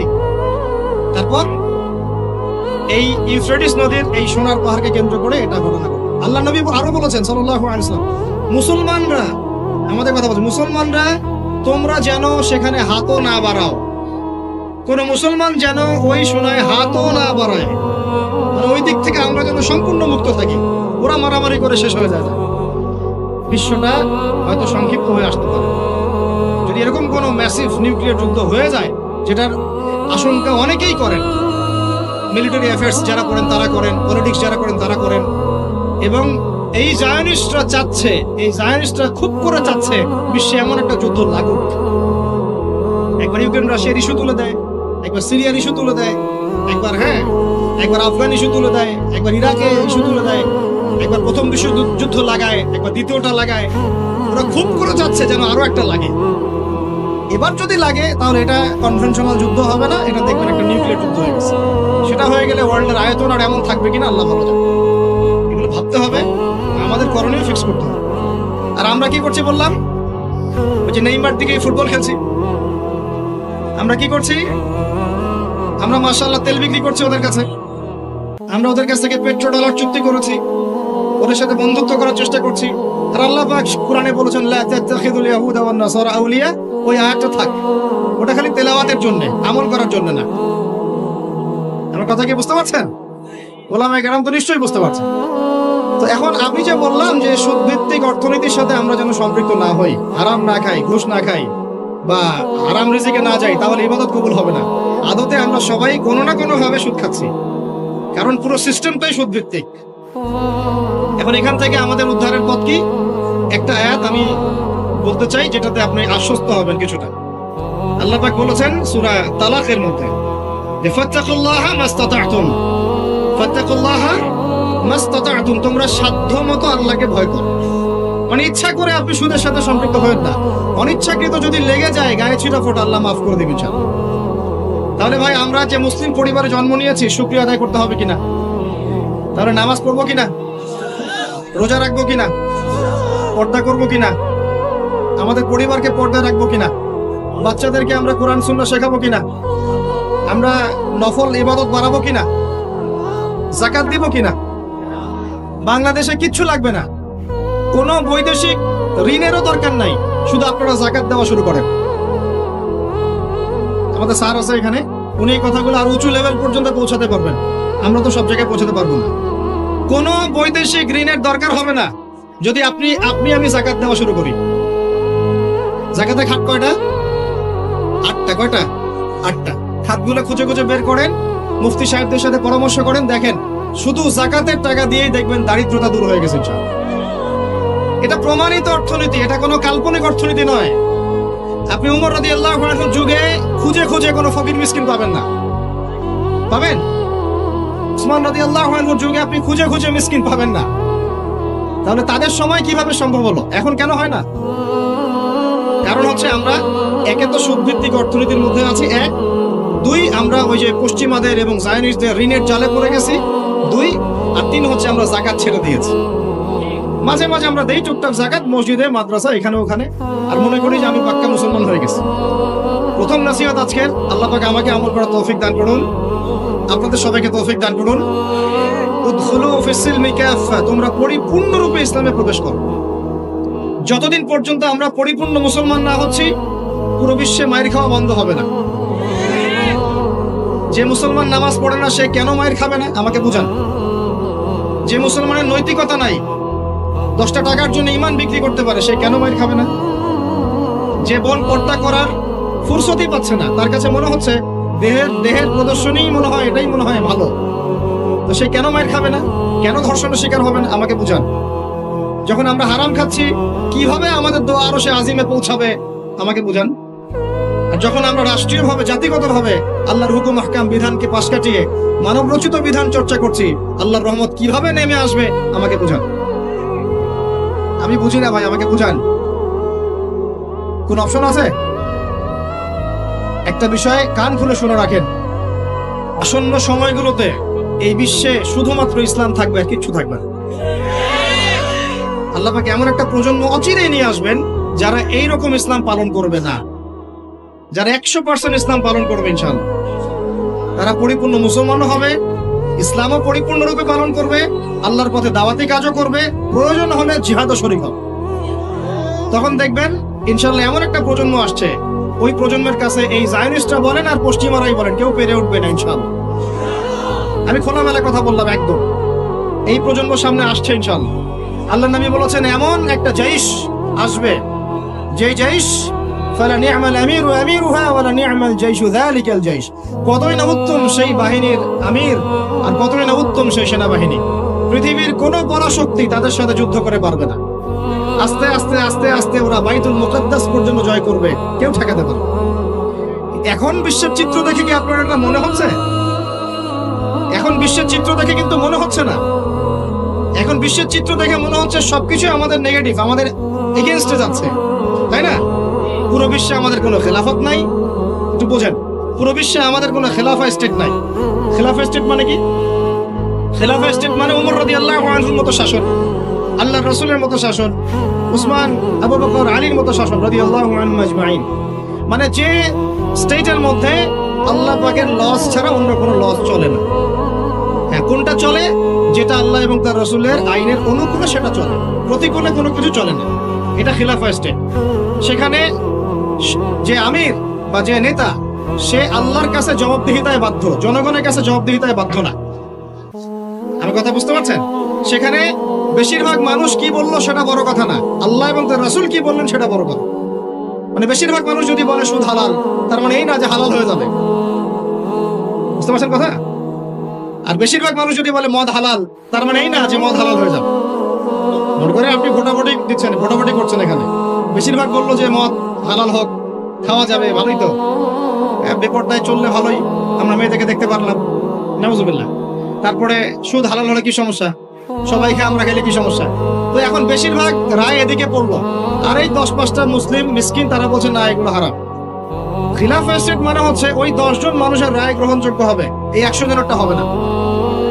কথা বুঝতে পারছেন কি পারছেন না? একটু শোরগোল করেন না, একটু মনোযোগ দেন। এখন পুরো বিশ্বে কি এমন কোন স্টেট আছে আপনার? আছে? কোথায় আছে? আবুধাবিতে, কাতারে, কুয়েতে? এই মাশাআল্লাহ, একটা কথা বলেছেন, খোরাসান এখানে ট্রাই করছে, কত বছর যুদ্ধ করলো? 20 বছর। আমরা দোয়া করি আল্লাহ পাক প্রত্যেক মুসলিম রাষ্ট্রের রাষ্ট্রপ্রধানদেরকে শক্তিশালী করুন এবং তাদেরকে ইসলাম বোঝার তৌফিক দান করুন, তাদেরকে আল্লাহ পাকের জমিনে আল্লাহর খলিফা হওয়ার তৌফিক দান করুন। দোয়া করতে কোনো সমস্যা? আল্লাহ পাক চাইলে আমাদের এই দেশটা এত উন্নত হবে, একদিন আমরা দেখবেন ইনশাআল্লাহ জাতিসংঘে ভেটো পাওয়ার দিব ইনশাআল্লাহ। যদিও এটা একটা কাল্পনিক স্বপ্নের মতোই, কিন্তু স্বপ্ন দেখতে দোষ আছে। তবে আমি নিশ্চিত, এটা আমি আমার কনফিডেন্স থেকে বলছি, ইমামুল মাহদি আসার সময় ইউনাইটেড নেশনস বলে কোনো নেশনস থাকবে না ইনশাআল্লাহ। ঈসা আলাইহিস সালাম যখন আসবেন তখন জাতিসংঘ বলে কোনো সংঘ থাকবে না ইনশাআল্লাহ। আপনাদের কি মনে হয় ঈসা আলাইহিস সালাম যখন আসবেন এসে জাতিসংঘে গিয়ে বলবেন আমার খেলাফা রাষ্ট্র কায়েমের অনুমোদন দেন? তাই মনে হয়? সে বলবে যে আমাকে ডলার দেন, ডলার দিয়ে কেনা বেচা করবো। হ্যাঁ, সে বলবে যে আপনার রেজুলেশন পাস করেন, আমি প্যালেস্টাইন থেকে, জেরুজালেম থেকে ইসলামী খেলাফত কায়েম করতে চাই, আমাকে সমর্থন দেন। তিনি কি এগুলো করতে যাবেন? আপনার মনে হয় তিনি এসে ওয়ার্ল্ড ব্যাংকে গিয়ে বলবেন আমাকে লোন দেন, IMF এ গিয়ে বলবেন আমাকে লোন দেন? তার মানে ওই সময় এগুলোর কোনো অস্তিত্বই থাকবে না ইনশাআল্লাহ। এটা বোঝাই যাচ্ছে থাকবে না ইনশাআল্লাহ। আমি কি বলবো আমি জানি না, কিভাবে বললে আপনারা বুঝবেন তাও জানি না, আর আমিও জানি না এসব বলে কি হবে। আমি শুধু চাই আপনাদের মধ্যে একটা সচেতনতা তৈরি হোক, যাতে আপনারা আপনাদের পরিবার এবং পরবর্তী প্রজন্মকে বোঝাতে পারেন যা পৃথিবীতে চলছে এগুলো জুলুম। এই জুলুমের অবসান অচিরেই ঘটবে যখন আল মাহদি আসবে এবং ব্ল্যাক ফ্ল্যাগস, কালো পতাকাধারী বাহিনী বের হবে ইনশাআল্লাহ। যুদ্ধ করতে করতে করতে করতে এরা বাইতুল মুকাদ্দাস পর্যন্ত জয় করবে। আসবে, আল্লাহর বাহিনী আসবে, যখন আসবে আপনারা এমনিই বুঝতে পারবেন ইনশাআল্লাহ। ঠিক আছে? আর আমরা আমাদের পরবর্তী প্রজন্মকে বোঝাবো, জানাবো যে ইনশাআল্লাহ অচিরেই সেই বাইতুল মুকাদ্দাস আমাদের হতে যাচ্ছে ইনশাআল্লাহ। জাফর ইবনে আবি তালেব রাদিয়াল্লাহু আনহু আল্লাহর নবীর আপন চাচাতো ভাই, চাচা আবু তালেবের ছেলে। আলী ইবনে আবি তালেব, জাফর ইবনে আবি তালেব। জাফর ইবনে আবি তালেব রাদিয়াল্লাহু আনহু যুদ্ধ করতে গিয়েছেন, মুতার যুদ্ধে। কোন যুদ্ধ? আল্লাহর নবী 3 জনকে সেনাপতি বানালেন, যায়েদ ইবনে হারেসা, আব্দুল্লাহ বিন রাওয়াহা এবং জাফর ইবনে আবি তালেব। কোন যুদ্ধে 3টা অধিনায়ক লাগে নাকি? একজন লাগে। তাহলে সাহাবীরা বুঝে ফেললেন যে আমরা এই যুদ্ধে গেলে শহীদ হব নিশ্চিত। কথা বুঝতে পারছেন? সবাই বিদায় নিয়ে চলে গেলেন। ওদের সৈন্য সংখ্যা প্রায় 2 লক্ষ। কত লক্ষ? মুসলিমদের সৈন্য সংখ্যা মাত্র 3000, মাত্র 3। আল্লাহ নবী বললেন যদি যায়েদ ইবনে হারেসা শহীদ হয়, আব্দুল্লাহ বিন রাওয়াহা তুমি পতাকা নিয়ে নিও। আব্দুল্লাহ বিন রাওয়াহা যদি শহীদ হয় তাহলে জাফর তুমি পতাকা নিয়ে নিও। জাফরও যদি শহীদ হয় তাহলে তোমাদের মধ্যে কোনো একজনকে তোমরা আমির বানিয়ে নিও। পরে আমির বানানো হয়েছিল সাইফুল্লাহ মাসলুল খালিদ বিন ওয়ালিদ রাদিয়াল্লাহু আনহু, এবং তার হাতেই বিজয়টা হয়েছিল। পরে 3000 সৈন্য নিয়ে তিনি 2 লক্ষ সৈন্য ঠেকিয়ে দিয়েছেন। জাফর রাদিয়াল্লাহু আনহু যখন শহীদ হন, প্রথমে তার ডান হাত পড়ে যায়। দেখছেন না, এক বাবা হাত নিয়ে ঘুরছে, বাচ্চার আরেক হাত খুঁজে পায় না। দেখছেন না আপনারা? ডান হাত পড়ে গিয়ে বাম হাত দিয়ে তরোয়াল চালানো শুরু করলেন। ওই যুদ্ধ তখন সত্যিকারের যুদ্ধ ছিল, এই তোমাদের মতো কাপুরুষের যুদ্ধ, যে 100 মাইল দূর থেকে মিসাইল ছুড়বো আর এখান থেকে আমি ঠাস করে দেবো। তখনকার যুদ্ধ ছিল man one and one battle. তুমি সামনে অস্ত্র নিয়ে আসো, আমি সামনে অস্ত্র নিয়ে গেলাম, এরপরে দেখি কার কথা হলো। এমন ছিল না বিষয়টা? ওয়ান অ্যান্ড ওয়ান ব্যাটল ছিল। আর তখন সাহাবীরা ছোটবেলা থেকে এগুলোতে প্রশিক্ষিত ছিলেন। নতুন না বিষয়টা, তারা ছোটবেলা থেকেই প্রশিক্ষিত ছিলেন, তীরন্দাজ ছিলেন, ঘোড়সাওয়ার ছিলেন, তখনকার যুগের প্রেক্ষাপট। তারপর তিনি বাহাতে তরোয়াল চালানো শুরু করলেন, এক পর্যায়ে বাহাতে পড়ে গেল। এরপর এই থুতনি দিয়ে তিনি পতাকাটা ধরে রাখছেন। এভাবে মুতার যুদ্ধের ইতিহাসটা পড়ে দেখেন, থুতনি দিয়ে এভাবে পতাকাটা ধরে রাখছেন। পতাকার মান, পতাকার সম্মান। আর সেই পতাকা আমাদের হাত থেকে পড়ে গেল, আরবের লোকজন তাকায় তাকায় দেখতেছে, সারা মুসলিম বিশ্ব তাকায় তাকায় দেখতেছে। এই গুনাহের ভার আল্লাহর কসম আপনার আমার সবার উপর বর্তাবে, কোনো উপায় নাই, সবার উপর বর্তাবে। আল্লাহ যেন মাফ করেন, আল্লাহ পাক মাফ করবেন না। আমি আল্লাহকে চিনি, আল্লাহ পাক মাফ করবেন না এভাবে, যতক্ষণ পর্যন্ত না আল্লাহ পাক একবার হিসাব নিচ্ছেন। কারণ ওলামায়ে কেরামকে জিজ্ঞাসা করে দেখেন, একটা মুসলিম রাষ্ট্রে যদি একজন মুসলিম নারীকে ধর্ষণ করা হয়, উঠিয়ে নিয়ে চলে যাওয়া হয়, রেপ করা হয়, অথবা একজন মুসলিম ভাইকে নির্মমভাবে হত্যা করা হয়, তাহলে ফতোয়া কি করা উচিত? তখন সবাই মিলে ওই জালেমের বিরুদ্ধে দাঁড়ানো ফরজ। যদি সে দাঁড়াতে না পারে, তার প্রতিবেশী দাঁড়াবে, সে না পারলে তার প্রতিবেশী দাঁড়াবে, আর যখন সেও পারবে না, পুরা উম্মাহ একসাথে মিলে দাঁড়াতে হবে। সেটা কি হয়েছে? করতে পেরেছি? পতাকা ধরে রাখলেন এইভাবে, পতাকা পড়তে দিলেন না। এক পর্যায়ে এক কাফেরের তরবারের আঘাতে তার শরীরটা দ্বিখণ্ডিত হয়ে গেল। এদিকে মদিনায় নবী সাল্লাল্লাহু আলাইহি ওয়াসাল্লাম খবর পেয়ে গেলেন। খবর পেয়ে বলছেন, এইমাত্র জাফর শহীদ হলো, এইমাত্র জাফর শহীদ হলো। সুবহানাল্লাহ। তখন তিনি, তার চোখ দিয়ে পানি পড়ছে, তিনি জাফরের বাসায় চলে গেলেন, ছুটে চলে গেলেন জাফর ইবনে আবি তালিবের বাসায়। তার ছোট ছোট বাচ্চা ছিল। আপনার আমার বাচ্চা নাই? ছোট ছোট বাচ্চা, তাদেরকে বুকে জড়িয়ে কান্নাকাটি করছেন। সাহাবীরা বলছেন, ইয়া রাসূলুল্লাহ, আপনি আল্লাহর রাসূল হয়ে কান্নাকাটি করছেন? নবীজি বলেন, এটা আল্লাহর রহমত, এটা আল্লাহর রহমত। যে কাঁদতে পারে না তার মন তো পাষাণ। জাফর শহীদ হয়ে গেছে। তারপরে তিনি হাসলেন, আমাদের নবী হেসে উঠলেন। সাহাবীরা বললেন যে, আপনি একটু আগে কাঁদলেন, এখন হেসে উঠলেন? নবীজি বললেন, এই মাত্র আমি দেখলাম যে জাফরকে দুজন ফেরেশতার মাধ্যমে আমার সামনে দিয়ে নিয়ে যাওয়া হলো। আমি দেখলাম জাফর জান্নাতে, তার দুই হাত, যে দুই কাটা হাত, এই দুই কাটা হাতের বদৌলতে আল্লাহ পাক তাকে জান্নাতে দুইটা পাখা দিয়েছে, সে জান্নাতে উড়ে বেড়াচ্ছে, ফল খাচ্ছে। এই দৃশ্য দেখে আমি হেসে উঠলাম। আমি এই জন্য বলছি, আমাদের মৃতরা শহীদ, আমাদের শহীদরা মৃত নয়, আমাদের শহীদরা মৃত নয়। আমাদের এই মা, বোন, শিশু, নারী যাদেরকে মেরে ফেলা হয়েছে, কেউ মৃত নয়। ইনশাআল্লাহ তারা জীবিত আছে, এবং তারা এখন আল্লাহ পাককে কি বলছেন জানেন? তারা আল্লাহকে বলছেন, আল্লাহ আমাদেরকে আরেকবার ফিরিয়ে দাও, আরো একবার এদের বিরুদ্ধে যুদ্ধ করে যেন শহীদ হয়ে আসে। একজন শহীদ সাহাবীর মাকবারা থেকে যদি কেউ কোনো ঘাত পায়, মনে করে আল্লামা তারেক জামিল হুজুর গিয়েছেন মুয়াজ বিন জাবাল রাদিয়াল্লাহু আনহু কবরের সামনে, আপনি গিয়েছেন, মনে করে এরকম অনেক মানুষই পেয়েছে। আপনি গিয়েছেন এমন একজন সাহাবীর কবরের সামনে, যেখানে আপনি কিছু একটা ঘ্রাণ পাচ্ছেন, আপনি পাচ্ছেন, হয়তো আর 10 জন পাচ্ছে না, এই 5 জন পাচ্ছে, ওই 10 জন পাচ্ছে না, হতে পারে, মানে কি না? আল্লাহ পাকের কুদরত কারিশমা নাই? যে পাচ্ছে বলেই যে সে জান্নাতি, এমনও তো না। ব্যাপারটা কেমন না? ইমাম বুখারী রাহিমাহুল্লাহ ইন্তেকাল করেছেন, যখন তাকে দাফন করার পরে এত সুঘ্রাণ ছড়িয়েছে, মানুষ মাটি হাতে করে নিয়ে বাসায় আসতো, মিশকাম্বরের ঘ্রাণ বেরোচ্ছে কবর থেকে। এখনো বাংলাদেশেও বহু মানুষকে দেখা যায় যে 10 বছর আগে ইন্তেকাল করেছেন, এখনো লাশ অক্ষত আছে। এটা কি মিথ্যা কথা? এই কারিশমাগুলো নাই? তো মনে করেন একজন পেয়েছে, তো সে তার আবেগটা কিভাবে প্রকাশ করবে? সে কি বলবে যে আমি জাহান্নামের ঘ্রাণ পাচ্ছি? কি বলতে পারে? শব্দটা কি প্রয়োগ করতে পারে? ওরে বাপ রে বাপ, এটা নিয়ে যে শুরু করলো এক শ্রেণীর লামাসাবি, বেশিরভাগই লামাসাবি ছিল তারা মাযহাব মানে না, বাট শাইখ মানে। এটা আবার একটা পয়েন্ট আছে, কোনো মাযহাবই মানি না, আমি কোনো মাযহাবই মানি না, কিন্তু আমার শাইখকে মানি, আমার শাইখ যা বলবে তাই। আমার কথা রাগ করছেন? রাগ করেন না, এটা ভুল থাকবে, এটা ভুল পথ, এটা একটা ভুল পথ। আপনি যদি মাযহাব না মানেন, তাহলে আপনাকে মুজতাহিদ হতে হবে। একজন মুজতাহিদ, যার মাযহাব মানার দরকার নাই, সে কোরআন সুন্নাহ সব জ্ঞান জানে। আপনার তো মাযহাব মানার দরকারই নাই, আপনি তো মুজতাহিদ নিজেই। মাশাআল্লাহ, আমরা তখন আপনাকে মানব, কিন্তু আপনি তো মুজতাহিদ নন।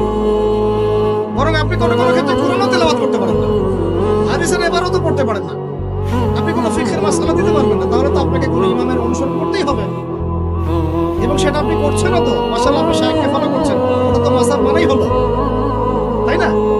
আদতে যা হয়েছে, 4 মাযহাবকে বাদ দিয়ে নতুন একটা মাযহাব চালু করলেন, আদতে কিন্তু এটা হলো। প্রতিষ্ঠিত মাযহাবগুলোকে বাদ দিয়ে নতুন একটা মাযহাব চালু করলেন, মাযহাবে জাকারিয়া, মাযহাবে রাজ্জাকিয়া, এরকম কিছু মাযহাব চালু করলেন, নতুন নতুন মাযহাব। এর বাইরে আপনি যাবেন না। উনি যদি বলেন তালেবান খারাজি, আপনিও বলবেন তালেবান খারাজি। উনি যদি বলেন অমুক আদনানি গোষ্ঠী, আপনিও বলবেন সে আদনানি গোষ্ঠী। তাহলে আপনি তো আপনার শায়খের মুকাল্লিদ। আপনি কি যাচাই করতে পারেন আসলে কারা খারাজি, কারা সেই? আদতে লা মাযহাবি বলে কোনো শব্দ নাই। আমরা সবাই কোনো না কোনো মাযহাব ফলো করি। বাংলাদেশের সবচেয়ে বড় আলেমের একজনের নাম বলেন, বলেন একটা নাম। মাশাআল্লাহ, কি বলেছেন? আব্দুল মালিক দামাত বারাকাতুহু। আচ্ছা, মাশাআল্লাহ। হ্যাঁ, মাশাআল্লাহ, ওনার মতো মুহাদ্দিস এই উপমহাদেশে খুব কমই আছে, ঠিক না বেঠিক? এবং উনি এত বড় মানুষ হওয়ার পরেও কি তিনি নিজে কোনো মাযহাব চালু করেছেন, নাকি তিনিও একটা মাযহাবকে ফলো করেন? এখন আপনি আমি তো কোরআনই পড়তে পারি না, হাদিসও বুঝি না, মাসলা মাসাইলও জানি না, ফিকহ বুঝি না, 2-3-4টা চটি বই পড়ে আপনি মুস্তাহিদ হয়ে গেলেন।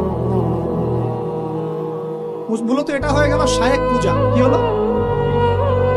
আপনি কোনো শায়েখকে ফলো করেন, আমি আপনাকে দোষ দিচ্ছি না, নেগেটিভ বলছি না, কিন্তু আপনাকে লিবারাল থাকতে হবে, ওপেন মাইন্ডেড হতে হবে। এমন না যে সে যদি ভুল বলে সেটাই মেনে নিবেন। এখন মূল কথাটা আসেন, এই যে শুরু করলো ঘ্রাণ জান্নাতের ঘ্রাণ পেয়েছে। আরে বাপরে বাপ, জান্নাতের ঘ্রাণ দুনিয়া থেকে পাওয়া যায় না, এই সেই। তখন মনে হচ্ছিল যে আল্লাহ, এই মিডিয়াগুলোর চাইতে আমাদের বড় শত্রু মনে আর কেউ নাই। ঠিক আছে, নামাজের আপনাকে গুরুত্ব বুঝাচ্ছিলাম। যে কোনো মক্তবে হোক, মাদ্রাসায় হোক, ওলামায়ে কেরাম এগুলো বুঝান, আমাদেরকে শিখিয়েছেন ছোটবেলায়। যখন নামাজ পড়বা তখন প্রত্যেকটা সেন্টেন্স সুন্দর করে বলো যে ইয়্যাকা না'বুদু ওয়া ইয়্যাকা নাস্তাঈন। স্পষ্ট করে সুন্দর করে বলো, তাড়াহুড়া করো না। এখন আপনি মনে করেন বলছেন ইয়্যাকা না'বুদু ওয়া ইয়্যাকা নাস্তাঈন, এখানে কানা বলে কোনো শব্দ আছে? বলেন তো, কথাটা বুঝেন কি? শব্দটা ইয়্যাকা, শব্দটা কি? ইয়্যাকা একটা শব্দ, না'বুদু একটা শব্দ, ওয়া ইয়্যাকা একটা শব্দ, নাস্তাঈন একটা শব্দ। তো আপনি পড়ছেন ইয়্যাকা না'বুদু, ইয়্যাকা না'বুদু। এই কানা মানে আবার কে? শব্দটা হচ্ছে ইয়্যাকা না'বুদু, ইয়্যাকা না'বুদু ওয়া ইয়্যাকা নাস্তাঈন। এখন আমাদেরকে শেখানো হচ্ছে, ছোটবেলা থেকে শিখেছি যে সুন্দর করে তারতিলের সাথে কোরআন তেলাওয়াত করবে, যাতে প্রত্যেকটা শব্দের পার্থক্য বোঝা যায়। আপনি বলছেন, ধরেন কথার কথা, আপনি বলছেন, আমি বলছি আল্লাহু আকবার, আল্লাহু আকবার। এখন কেউ বলছে আল্লাহু আকবার, আল্লাহু আকবার। শব্দটা কি হু আকবার না আল্লাহু আকবার? একটা সৌন্দর্য আছে না? এইটাই বুঝাচ্ছিলাম যে সামিআ আল্লাহু লিমান হামিদা, সামিআ আল্লাহু লিমান হামিদা। এরই বাপরে বাপ, কি দিয়ে শুরু করলো! তখন মনে হচ্ছে সংসদে বিল পাস করা খালি বাকি রাখছে, এটা সংসদ পর্যন্ত নিয়ে যাবে, এটা মনে হচ্ছিল আমার কাছে। হায় রে বাঙালি জাতি! ভাই, মূল কথা আজকের লেকচারের, পুরো বিশ্বে আমাদের অবস্থা ভালো না। মূল জায়গায় থাকবেন, শাখা প্রশাখায় যাবেন না। আমাদের মূল জায়গা হচ্ছে পরিপূর্ণ ইসলাম পালন করব, নিজে করব, আমার পরিবারে প্রতিষ্ঠা করব ইনশাআল্লাহ, আমার বাচ্চাদের মধ্যে প্রতিষ্ঠা করব ইনশাআল্লাহ। আমরা উলামায়ে কেরামের মধ্যে কোনো বিভক্তি সৃষ্টি করব না, আমরা ইস্যু পাগল হব না, আমরা মাজলুমের পক্ষে থাকব, আমরা জালেমের বিপক্ষে থাকব। মুনাফিকদের সাথে কোনো আপোষ নাই, জালেমদের সাথে কোনো আপোষ নাই। আমরা উম্মার ঐক্যের চেষ্টা করব, বিভক্তির দিকে যাব না। আমরা হালাল খাবো, আমাদের উপরে যারাই গভর্নমেন্টে আসুক আমরা আনুগত্য করব, আমরা তাদের সাথে বিদ্রোহে যাব, তাদেরকে ওয়াজ নসিহত করব, বোঝানোর চেষ্টা করব, এবং জাতিগত ঐক্য ধরে রাখবো। হ্যাঁ, তারা যদি সরাসরি ইসলামের বিরুদ্ধে চলে যায় তখন যা করার তাই করব, কিন্তু সরাসরি কি তারা ইসলামের বিরুদ্ধে যাচ্ছেন? অতএব এখানে আমরা কোনো ফাসাদ সৃষ্টি করব না, কোনো দরকার নাই ভাই। মুসলিম মারামারি করে এগুলো শহীদ না, মুসলিম লাঠি বৈঠা নিয়ে মারামারি করে এগুলো শহীদ হবে না, সাবধান, কিন্তু সঠিক পথ নয়। তবে আমরা অবশ্যই তাদেরকে নসিহত করবো, দোয়া করব, জাতিগত ঐক্য ধরে রাখবো, এবং আমাদের লক্ষ্য আমরা স্থির রাখবো। আমাদের লক্ষ্যটা কি ভাই? ওই বাইতুল মুকাদ্দাস। লক্ষ্যটা কি? বাইতুল মুকাদ্দাস। ইনশাআল্লাহ পুরো বিশ্ব থেকে আস্তে আস্তে জালেমদের পতন করবো ইনশাআল্লাহ। মাজলুমের রক্ত বৃথা যাবে না ইনশাআল্লাহ। ইনশাআল্লাহ আমাদের শহীদরা মৃত নন ইনশাআল্লাহ, তাদেরকে রিজিক দেওয়া হচ্ছে। আমরা সবাই মন করে দোয়া করব তাদের জন্য। এখন কনক্লুশনে আসি। বিশ্বের এই অবস্থায় আমাদের অবস্থাটা কি একটু দেখাই, তারপর শেষ করে দিই। একটু বসেন 10টা মিনিট খালি মনোযোগ দিয়ে। আমাদের অবস্থা কি দেখেন? পুরো বিশ্বে কি আমাদের খেলাফা আছে? বললাম নাই।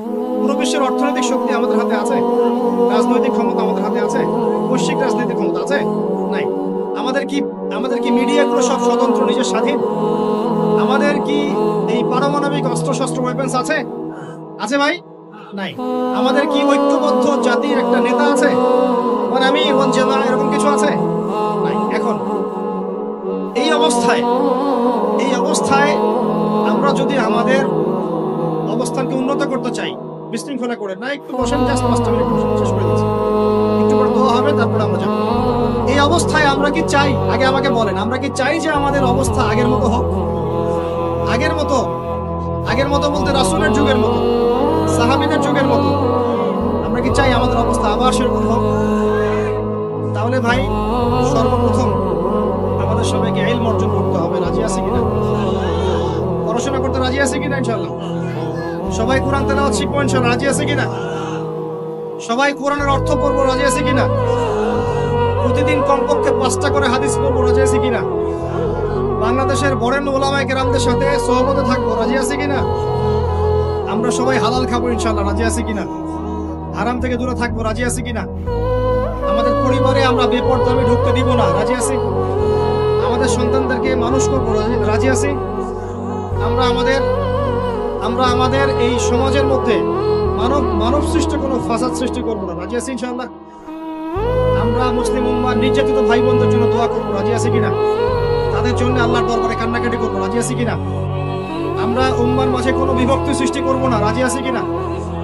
আমরা সবাই মিলে দ্বীনের দাওয়াতি কাজ করবো। রাজি আছি কিনা? আমরা সবাই মিলে প্রয়োজনে আল্লাহর দ্বীনের জন্য জিহাদ করবো। রাজি আছি কিনা? আল্লাহ পাক আমাদের সবাইকে যেন কবুল করেন, আমিন। শেষ কথা শুনে রাখেন, এই জুলুম চিরস্থায়ী হবে না। এই বাংলাদেশ ঈসা আলাইহিস সালাম শাসন করবে ইনশাআল্লাহ। আপনারা ইলেকশন করেন, হরতাল করেন, এই করেন সেই করেন, আমার কথাটা ছোট ভাই হিসেবে বিশ্বাস করেন। আমি কোন দলের মানুষ না, আমি সবার শুভাকাঙ্ক্ষী। এই বাংলাদেশ ঈসা আলাইহিস সালাম শাসন করবে ইনশাআল্লাহ। এই ভারত ঈসা আলাইহিস সালাম শাসন করবে। এই জেরুজালেম ঈসা আলাইহিস সালাম শাসন করবে। এই আরবের যত কান্ট্রি দেখতেছেন সবগুলো ঈসা আলাইহিস সালাম শাসন করবে। তার আগ পর্যন্ত আপনারা এই খেলা চালাতে থাকেন, কোনো লাভ নাই। আস্তে আস্তে সব শেষ হয়ে যাবে। এখন একটা মজার প্রশ্ন, এই প্রশ্নটা দিয়ে শেষ করি। ইমাম মাহদী আবার কখন আসবে? আমরা তো বুঝলাম ইমাম মাহদী আসবেন, তারপরে দাজ্জাল, তারপরে ঈসা আলাইহিস সালাম, তারপরে খেলাফত, এই তো। ইমাম মাহদী আবার কখন? আমাদের বুয়েটের মাহদী বের হয়, পাঞ্জাব থেকে মাহদী বের হয়, হ্যাঁ, বাংলাদেশের ওই কোনায় মাহদী বের হয়, সৌদি আরব থেকে ওই কোনা থেকে মাহদী বের হয় না? খুব ভালো করে মনে রাখবেন, যতক্ষণ এই বিশ্বে একটা মালহামা না হচ্ছে মাহদী আসছেন না। কথা ক্লিয়ার? এই বিশ্বে যতক্ষণ একটা মালহামা না হচ্ছে মাহদী আসছেন না। তিনি আসবেন ফাতিমা রাদিয়াল্লাহু আনহার বংশ থেকে। কার বংশ? তার আসল নাম মুহাম্মদ। কি নাম? তার নাক উঁচু, নাক একদম উঁচু খাড়া, কপাল চওড়া, চেহারার গড়নটা আমাদের নবী সাল্লাল্লাহু আলাইহি ওয়াসাল্লাম। তার বাবার নাম হবে আব্দুল্লাহ, তার মায়ের নাম হবে আমিনা। তিনি দায়িত্ব নিতে চাইবেন না, তিনি দায়িত্ব নিতে চাইবেন না। তিনি দায়িত্ব না নেওয়ার জন্য মদিনা থেকে পালিয়ে মক্কায় চলে আসবেন। ভয়ে আমাকে দায়িত্ব দিও না, এই ভয়ে। ও তিনি আরবি ভাষায় কথা বলবেন, বাংলা ভাষায় না। এখনকার মাহাদিরা পাঞ্জাবি ভাষায়, বাংলা ভাষায় কথা বলবেন, ঠিক আছে? এবং এই কাবা ঘর যেটা আমরা তাওয়াফ করি, এখানে যে হাজারে আসওয়াদ আছে না, আর এই যে হাজারে আসওয়াদ আর মাকাম ইব্রাহিম, এই দুটো জায়গার মাঝামাঝি মানুষ তাকে চিনে ফেলবে, এই তো মাহদী। তার হাতে মানুষ বায়াত নেবে 313 জন। কতজন? ওই তালুত বাহিনীতে 313, বদরও 313, এখানেও 313। এবার শুরু হবে আসল খেলা। এবার প্রথমে ওই আরবেরই একটা গোত্র, বনু কালব। কোন গোত্র? এই বনু কালব এই ইমাম মাহাদির বিরুদ্ধে যুদ্ধ করবে। আল মাহদি এই যুদ্ধে জয়লাভ করবেন ইনশাআল্লাহ। তারপরে সিরিয়া, শাম থেকে, শাম মানে শুধু সিরিয়াই না, ওই পুরো অঞ্চলটাই শাম, ওখান থেকে একটা দল আসবে এই মাহদির সাথে যুদ্ধ করার জন্য। আল্লাহ পাক তাদেরকে মক্কা মদিনার মাঝখানে বাইদা নামক জায়গায় বসিয়ে দেবে। কোন জায়গা? এরপরে মুসলমানদের আর কোনো পতন নাই, আর পিছনে ফিরে তাকানোর কোনো সুযোগ নাই। মুসলমানরা আর মাথা নিচু করবে না ইনশাআল্লাহ কোনোদিনের জন্য। তারপর চলতে থাকবে খালি ইসলামের বিজয় আর বিজয় আর বিজয় আর বিজয়। আল্লাহু আকবার। এভাবে চলবে। তবে মাহাদি কখন আসবেন? আগে মালহামা, তারপর মাহাদি। মালহামা কি তাহলে? এটা হচ্ছে একটা বিশাল যুদ্ধ। এটা কি? কেমন যুদ্ধ? নবীজি বলেছেন এই রোমকরা, ইউরোপিয়ানরা তোমাদের সাথে অচিরেই চুক্তি ভঙ্গ করবে এবং 80টা পতাকা নিয়ে তোমাদের বিরুদ্ধে ওরা যুদ্ধ করবে। এই মালহামাটা হবে ইরাকের ফোরাত নদীর নিচেই হোক আর পাশেই হোক, আল্লাহ ভালো জানেন। ওখানে সোনার পাহাড়কে কেন্দ্র করে। কি কেন্দ্র করে? এই সোনা মানে সত্যিকারের সোনাও হতে পারে, অথবা তেলও হতে পারে, আল্লাহ ভালো জানেন। তেল তো এখন সোনার জায়গা দখল করেছে, করে নাই? এই বিশ্বে তো সোনা চলে না, কি চলে? তেল। তো এটাকে কেন্দ্র করে যুদ্ধ হবে। নবীজি বলেছেন ওই যুদ্ধে এত ভয়াবহ হবে যে 100 জন যোদ্ধার মধ্যে 99 জনই মারা যাবে না। একটু মাথা কাটান যে এমন কোন যুদ্ধ কি হয়েছে পৃথিবীতে যেটাতে 100 জনের মধ্যে 99% মারা গেছে? তার মানে এটা হয়নি এখনো। আর একটা যুদ্ধে এত পার্সেন্ট মানুষ কিভাবে মরতে পারে? যদি সেটা ঢাল তলোয়ারের যুদ্ধ হলে কি মরতে পারে? নিশ্চয়ই এমন কোন অস্ত্র সেখানে প্রয়োগ করা হবে যাতে একাধারে অনেক মানুষ তাড়াতাড়ি মারে। এটা এই অস্ত্র এখনকার যুগের কি অস্ত্র? নিউক্লিয়ার ওয়েপন্স হতে পারে, হতে পারে যদি এই যুগে সেটা হয়। আর যদি আল্লাহ পাক এটাকে আবার পূর্বের অবস্থায় নিয়ে যান, সেটাও হতে পারে, আল্লাহ ভালো জানেন। আমরা এটাকে ইন্টারপ্রিটেশন বলছি, এটা সঠিক হতে পারে, বেঠিক হতে পারে, অ্যাটলিস্ট একটা ধারণা তো পাচ্ছি। তারপর এই ইউফ্রেটিস নদীর এই সোনার পাহাড়কে কেন্দ্র করে এটা ঘটনা ঘটে। আল্লাহ নবী আরো বলেছেন সাল্লাল্লাহু আলাইহি ওয়াসাল্লাম, মুসলমানরা, আমাদের কথা বলছে, মুসলমানরা তোমরা যেন সেখানে হাতও না বাড়াও। কোন মুসলমান যেন ওই সোনায় হাতও না বাড়ায়, মানে ওই দিক থেকে আমরা যেন সম্পূর্ণ মুক্ত থাকি। ওরা মারামারি করে শেষ হয়ে যায়।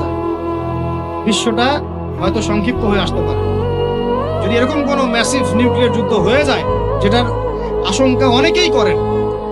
মিলিটারি অ্যাফেয়ার্স যারা করেন তারা করেন, পলিটিক্স যারা করেন তারা করেন। এবং এই জায়নিস্টরা চাচ্ছে, এই জায়নিস্টরা খুব করে চাচ্ছে বিশ্বে এমন একটা যুদ্ধ লাগুক। একবার ইউক্রেন রাশিয়ার ইস্যু তুলে দেয়, একবার সিরিয়ার ইস্যু তুলে দেয়, একবার আফগান ইস্যু তুলে দেয়, একবার ইরাকে ইস্যু তুলে দেয়, একবার প্রথম বিশ্বযুদ্ধ লাগায়, একবার দ্বিতীয়টা লাগায়। ওরা খুব করে চাচ্ছে যেন আরো একটা লাগে। এবার যদি লাগে তাহলে এটা কনভেনশনাল যুদ্ধ হবে না, এটা দেখবেন একটা নিউক্লিয়ার যুদ্ধ হয়ে গেছে। সেটা হয়ে গেলে ওয়ার্ল্ডের আয়তন আর এমন থাকবে কিনা আল্লাহ ভালো জানে। এগুলো ভাবতে হবে, আমাদের করণীয় ফিক্স করতে হবে। ইমাম মাহাদি আবার কখন আসবে? আমরা তো বুঝলাম ইমাম মাহাদি আসবেন, তারপরে দাজ্জাল, তারপরে ঈসা আলাইহিস সালাম, তারপরে খেলাফত, এই তো। ইমাম মাহাদি আবার কখন? আমাদের বুয়েটের মাহাদি বের হয়, পাঞ্জাব থেকে মাহাদি বের হয়, হ্যাঁ, বাংলাদেশের ওই কোনায় মাহাদি বের হয়, সৌদি আরব থেকে ওই কোনা থেকে মাহাদি বের হয় না? খুব ভালো করে মনে রাখবেন, যতক্ষণ এই বিশ্বে একটা মালহামা না হচ্ছে মাহাদি আসছেন না। কথা ক্লিয়ার? এই বিশ্বে যতক্ষণ একটা মালহামা না হচ্ছে মাহাদি আসছেন না। তিনি আসবেন ফাতিমা রাদিয়াল্লাহু আনহার বংশ থেকে। কার বংশ? তার আসল নাম মুহাম্মদ। কি নাম? তার নাক উঁচু, নাক একদম উঁচু, খাড়া, কপাল চওড়া, চেহারার গড়নটা আমাদের নবী সাল্লাল্লাহু আলাইহি ওয়াসাল্লাম। তার বাবার নাম হবে আব্দুল্লাহ, তার মায়ের নাম হবে আমিনা। তিনি দায়িত্ব নিতে চাইবেন না, তিনি দায়িত্ব নিতে চাইবেন না। তিনি দায়িত্ব না নেওয়ার জন্য মদিনা থেকে পালিয়ে মক্কায় চলে আসবেন। ভয়ে আমাকে দায়িত্ব দিও না, এই ভয়ে। ও তিনি আরবি ভাষায় কথা বলবেন, বাংলা ভাষায় না। এখনকার মাহাদিরা পাঞ্জাবি ভাষায়, বাংলা ভাষায় কথা বলবেন, ঠিক আছে? এবং এই কাবা ঘর যেটা আমরা তাওয়াফ করি, এখানে যে হাজারে আসওয়াদ আছে না, আর এই যে হাজারে আসওয়াদ আর মাকাম ইব্রাহিম, এই দুটো জায়গার মাঝামাঝি মানুষ তাকে চিনে ফেলবে, এই তো মাহদি। তার হাতে মানুষ বায়াত নেবে 313 জন। কতজন? ওই তালুত বাহিনীতে 313, বদরও 313, এখানেও 313। এবার শুরু হবে আসল খেলা। এবার প্রথমে ওই আরবেরই একটা গোত্র বনু কালব, কোন গোত্র? এই বনু কালব এই ইমাম মাহাদির বিরুদ্ধে যুদ্ধ করবে। আল মাহদি এই যুদ্ধে জয়লাভ করবেন ইনশাআল্লাহ। তারপরে সিরিয়া, শাম থেকে, শাম মানে শুধু সিরিয়াই না, ওই পুরো অঞ্চলটাই শাম, ওখান থেকে একটা দল আসবে এই মাহাদির সাথে যুদ্ধ করার জন্য। আল্লাহ পাক তাদেরকে মক্কা মদিনার মাঝখানে বাইদা নামক জায়গায় ধসিয়ে দেন। কোন জায়গা? এরপরে মুসলমানদের আর কোনো পতন নাই, আর পিছনে ফিরে তাকানোর কোনো সুযোগ নাই। মুসলমানরা আর মাথা নিচু করবে না ইনশাআল্লাহ কোনোদিনের জন্য। তারপর চলতে থাকবে খালি ইসলামের বিজয় আর বিজয় আর বিজয় আর বিজয়। আল্লাহু আকবার। এভাবে চলবে। তবে মাহাদি কখন আসবেন? আগে মালহামা, তারপর মাহাদি। মালহামা কি তাহলে? এটা হচ্ছে একটা বিশাল যুদ্ধ। এটা কি? কেমন যুদ্ধ? নবীজি বলেছেন এই রোমকরা, ইউরোপিয়ানরা তোমাদের সাথে অচিরেই চুক্তি ভঙ্গ করবে এবং 80টা পতাকা নিয়ে তোমাদের বিরুদ্ধে ওরা যুদ্ধ করবে। এই মালহামাটা হবে ইরাকের ফোরাত নদীর নিচেই হোক আর পাশেই হোক, আল্লাহ ভালো জানেন। ওখানে সোনার পাহাড়কে কেন্দ্র করে। কি কেন্দ্র করে? এই সোনা মানে সত্যিকারের সোনাও হতে পারে অথবা তেলও হতে পারে, আল্লাহ ভালো জানেন। তেল তো এখন সোনার জায়গা দখল করেছে, করে নাই? এই বিশ্বে তো সোনা চলে না, কি চলে? তেল। তো এটাকে কেন্দ্র করে যুদ্ধ হবে। নবীজি বলেছেন ওই যুদ্ধে এত ভয়াবহ হবে যে 100 জন যোদ্ধার মধ্যে 99 জনই মারা যাবে না। একটু মাথা খাটান যে এমন কোন যুদ্ধ কি হয়েছে পৃথিবীতে যেটাতে 100 জনের মধ্যে 99% মারা গেছে? তার মানে এটা হয়নি এখনো। আর একটা যুদ্ধে এত পার্সেন্ট মানুষ কিভাবে মরতে পারে? যদি সে ঢাল তলোয়ারের যুদ্ধ হলে কি মরতে পারে? নিশ্চয়ই এমন কোন অস্ত্র সেখানে প্রয়োগ করা হবে যাতে একাধারে অনেক মানুষ তাড়াতাড়ি মারা যায়। এই অস্ত্র এখনকার যুগের কি অস্ত্র? নিউক্লিয়ার ওয়েপন্স হতে পারে যদি এই যুগে সেটা হয়। আর যদি আল্লাহ পাক এটাকে আবার পূর্বের অবস্থায় নিয়ে যান, সেটাও হতে পারে, আল্লাহ ভালো জানেন। আমরা এটাকে ইন্টারপ্রিটেশন বলছি, এটা সঠিক হতে পারে, বেঠিক হতে পারে, অ্যাটলিস্ট একটা ধারণা তো পাচ্ছি। তারপর এই ইউফ্রেটিস নদীর এই সোনার পাহাড়কে কেন্দ্র করে এটা ঘটনা ঘটে। আল্লাহ নবী আরো বলেছেন সাল্লাল্লাহু আলাইহি ওয়াসাল্লাম, মুসলমানরা, আমাদের কথা বলছে, মুসলমানরা তোমরা যেন সেখানে হাতও না বাড়াও। কোন মুসলমান যেন ওই সোনায় হাতও না বাড়ায়, মানে ওই দিক থেকে আমরা যেন সম্পূর্ণ মুক্ত থাকি। ওরা মারামারি করে শেষ হয়ে যায়, বিশ্বটা হয়তো সংক্ষিপ্ত হয়ে আসতে পারে। যদি এরকম কোনো ম্যাসিভ নিউক্লিয়ার যুদ্ধ হয়ে যায়, যেটার আশঙ্কা অনেকেই করেন, মিলিটারি অ্যাফেয়ার্স যারা করেন তারা করেন, পলিটিক্স যারা করেন তারা করেন, এবং এই জায়নিস্টরা চাচ্ছে, এই জায়নিস্টরা খুব করে চাচ্ছে বিশ্বে এমন একটা যুদ্ধ লাগুক। একবার ইউক্রেন রাশিয়ার ইস্যু তুলে দেয়, একবার সিরিয়ার ইস্যু তুলে দেয়, একবার আফগান ইস্যু তুলে দেয়, একবার ইরাকে ইস্যু তুলে দেয়, একবার প্রথম বিশ্বযুদ্ধ লাগায়, একবার দ্বিতীয়টা লাগায়। ওরা খুব করে চাচ্ছে যেন আরো একটা লাগে। এবার যদি লাগে তাহলে এটা কনভেনশনাল যুদ্ধ হবে না, এটা দেখবেন একটা নিউক্লিয়ার যুদ্ধ হয়ে গেছে। সেটা হয়ে গেলে ওয়ার্ল্ডের আয়তন আর এমন থাকবে কিনা আল্লাহ ভালো জানে। এগুলো ভাবতে হবে, আমাদের করণীয় ফিক্স করতে হবে। আর আমরা কি করছি বললাম? ওই যে নেইমার দিকে ফুটবল খেলছি। আমরা কি করছি? আমরা মাশাআল্লাহ তেল বিক্রি করছি ওদের কাছে। আমরা ওদের কাছ থেকে পেট্রো ডলার চুক্তি করেছি, ওদের সাথে বন্ধুত্ব করার চেষ্টা করছি। আর আল্লাহ পাক কোরআনে বলেছেন লা তাত্তাখিযুল ইয়াহুদা ওয়ান নাসারা আউলিয়া, ওই আয়াতটা থাক, ওটা খালি তেলাওয়াতের জন্য, আমল করার জন্য না। আমার কথা কি বুঝতে পারছেন? ওলামায়ে কেরাম তো নিশ্চয়ই বুঝতে পারছেন। তো এখন আমি যে বললাম যে সুদ ভিত্তিক অর্থনীতির সাথে আমরা যেন সম্পৃক্ত না হই, হারাম না খাই, ঘুষ না খাই, বা হারাম রিজিকে না যাই, তাহলে ইবাদত কবুল হবে না। আদতে আমরা সবাই কোনো না কোনো ভাবে সুদ খাচ্ছি, কারণ পুরো সিস্টেমটাই সুদ ভিত্তিক। এখন এখান থেকে আমাদের উদ্ধারের পথ কি? একটা আয়াত আমি বলতে চাই যেটাতে আপনি আশ্বস্ত হবেন কিছুটা। আল্লাহ পাক বলেছেন সূরা তালাকের মধ্যে, ফাত্তাকুল্লাহা মাস্তাতা'তুম, ফাত্তাকুল্লাহা মাস্তাতা'তুম, তোমরা সাধ্যমতো আল্লাহকে ভয় করো। মানে ইচ্ছা করে আপনি সুদের সাথে সম্পৃক্ত হবেন না, অনিচ্ছাকৃত যদি লেগে যায় গায়ে ছিটা ফোঁটা আল্লাহ মাফ করে দিবেন ইনশাআল্লাহ। তাহলে ভাই আমরা যে মুসলিম পরিবারে জন্ম নিয়েছি, শুকরিয়া আদায় করতে হবে কিনা? তাহলে নামাজ পড়বো কিনা, রোজা রাখবো কিনা, পর্দা করবো কিনা, আমাদের পরিবারকে পর্দা রাখবো কিনা, বাচ্চাদেরকে আমরা কোরআন সুন্নাহ শেখাবো কিনা, আমরা নফল ইবাদত বাড়াবো কিনা, যাকাত দিব কিনা। বাংলাদেশে কিচ্ছু লাগবে না, কোনো বৈদেশিক ঋণেরও দরকার নাই, শুধু আপনারা যাকাত দেওয়া শুরু করেন। আমাদের স্যার আছে এখানে, উনি এই কথাগুলো আর উঁচু লেভেল পর্যন্ত পৌঁছাতে পারবেন। আমরা তো সব জায়গায় পৌঁছাতে পারবো না। কোনো বৈদেশিক ঋণের দরকার হবে না, যদি আমি জাকাত দেওয়া শুরু করি, জাকাতে খাত কয়টা? 8টা। কয়টা? 8টা। খাতগুলো খুঁজে খুঁজে বের করেন, মুফতি সাহেবদের সাথে পরামর্শ করেন, দেখেন শুধু জাকাতে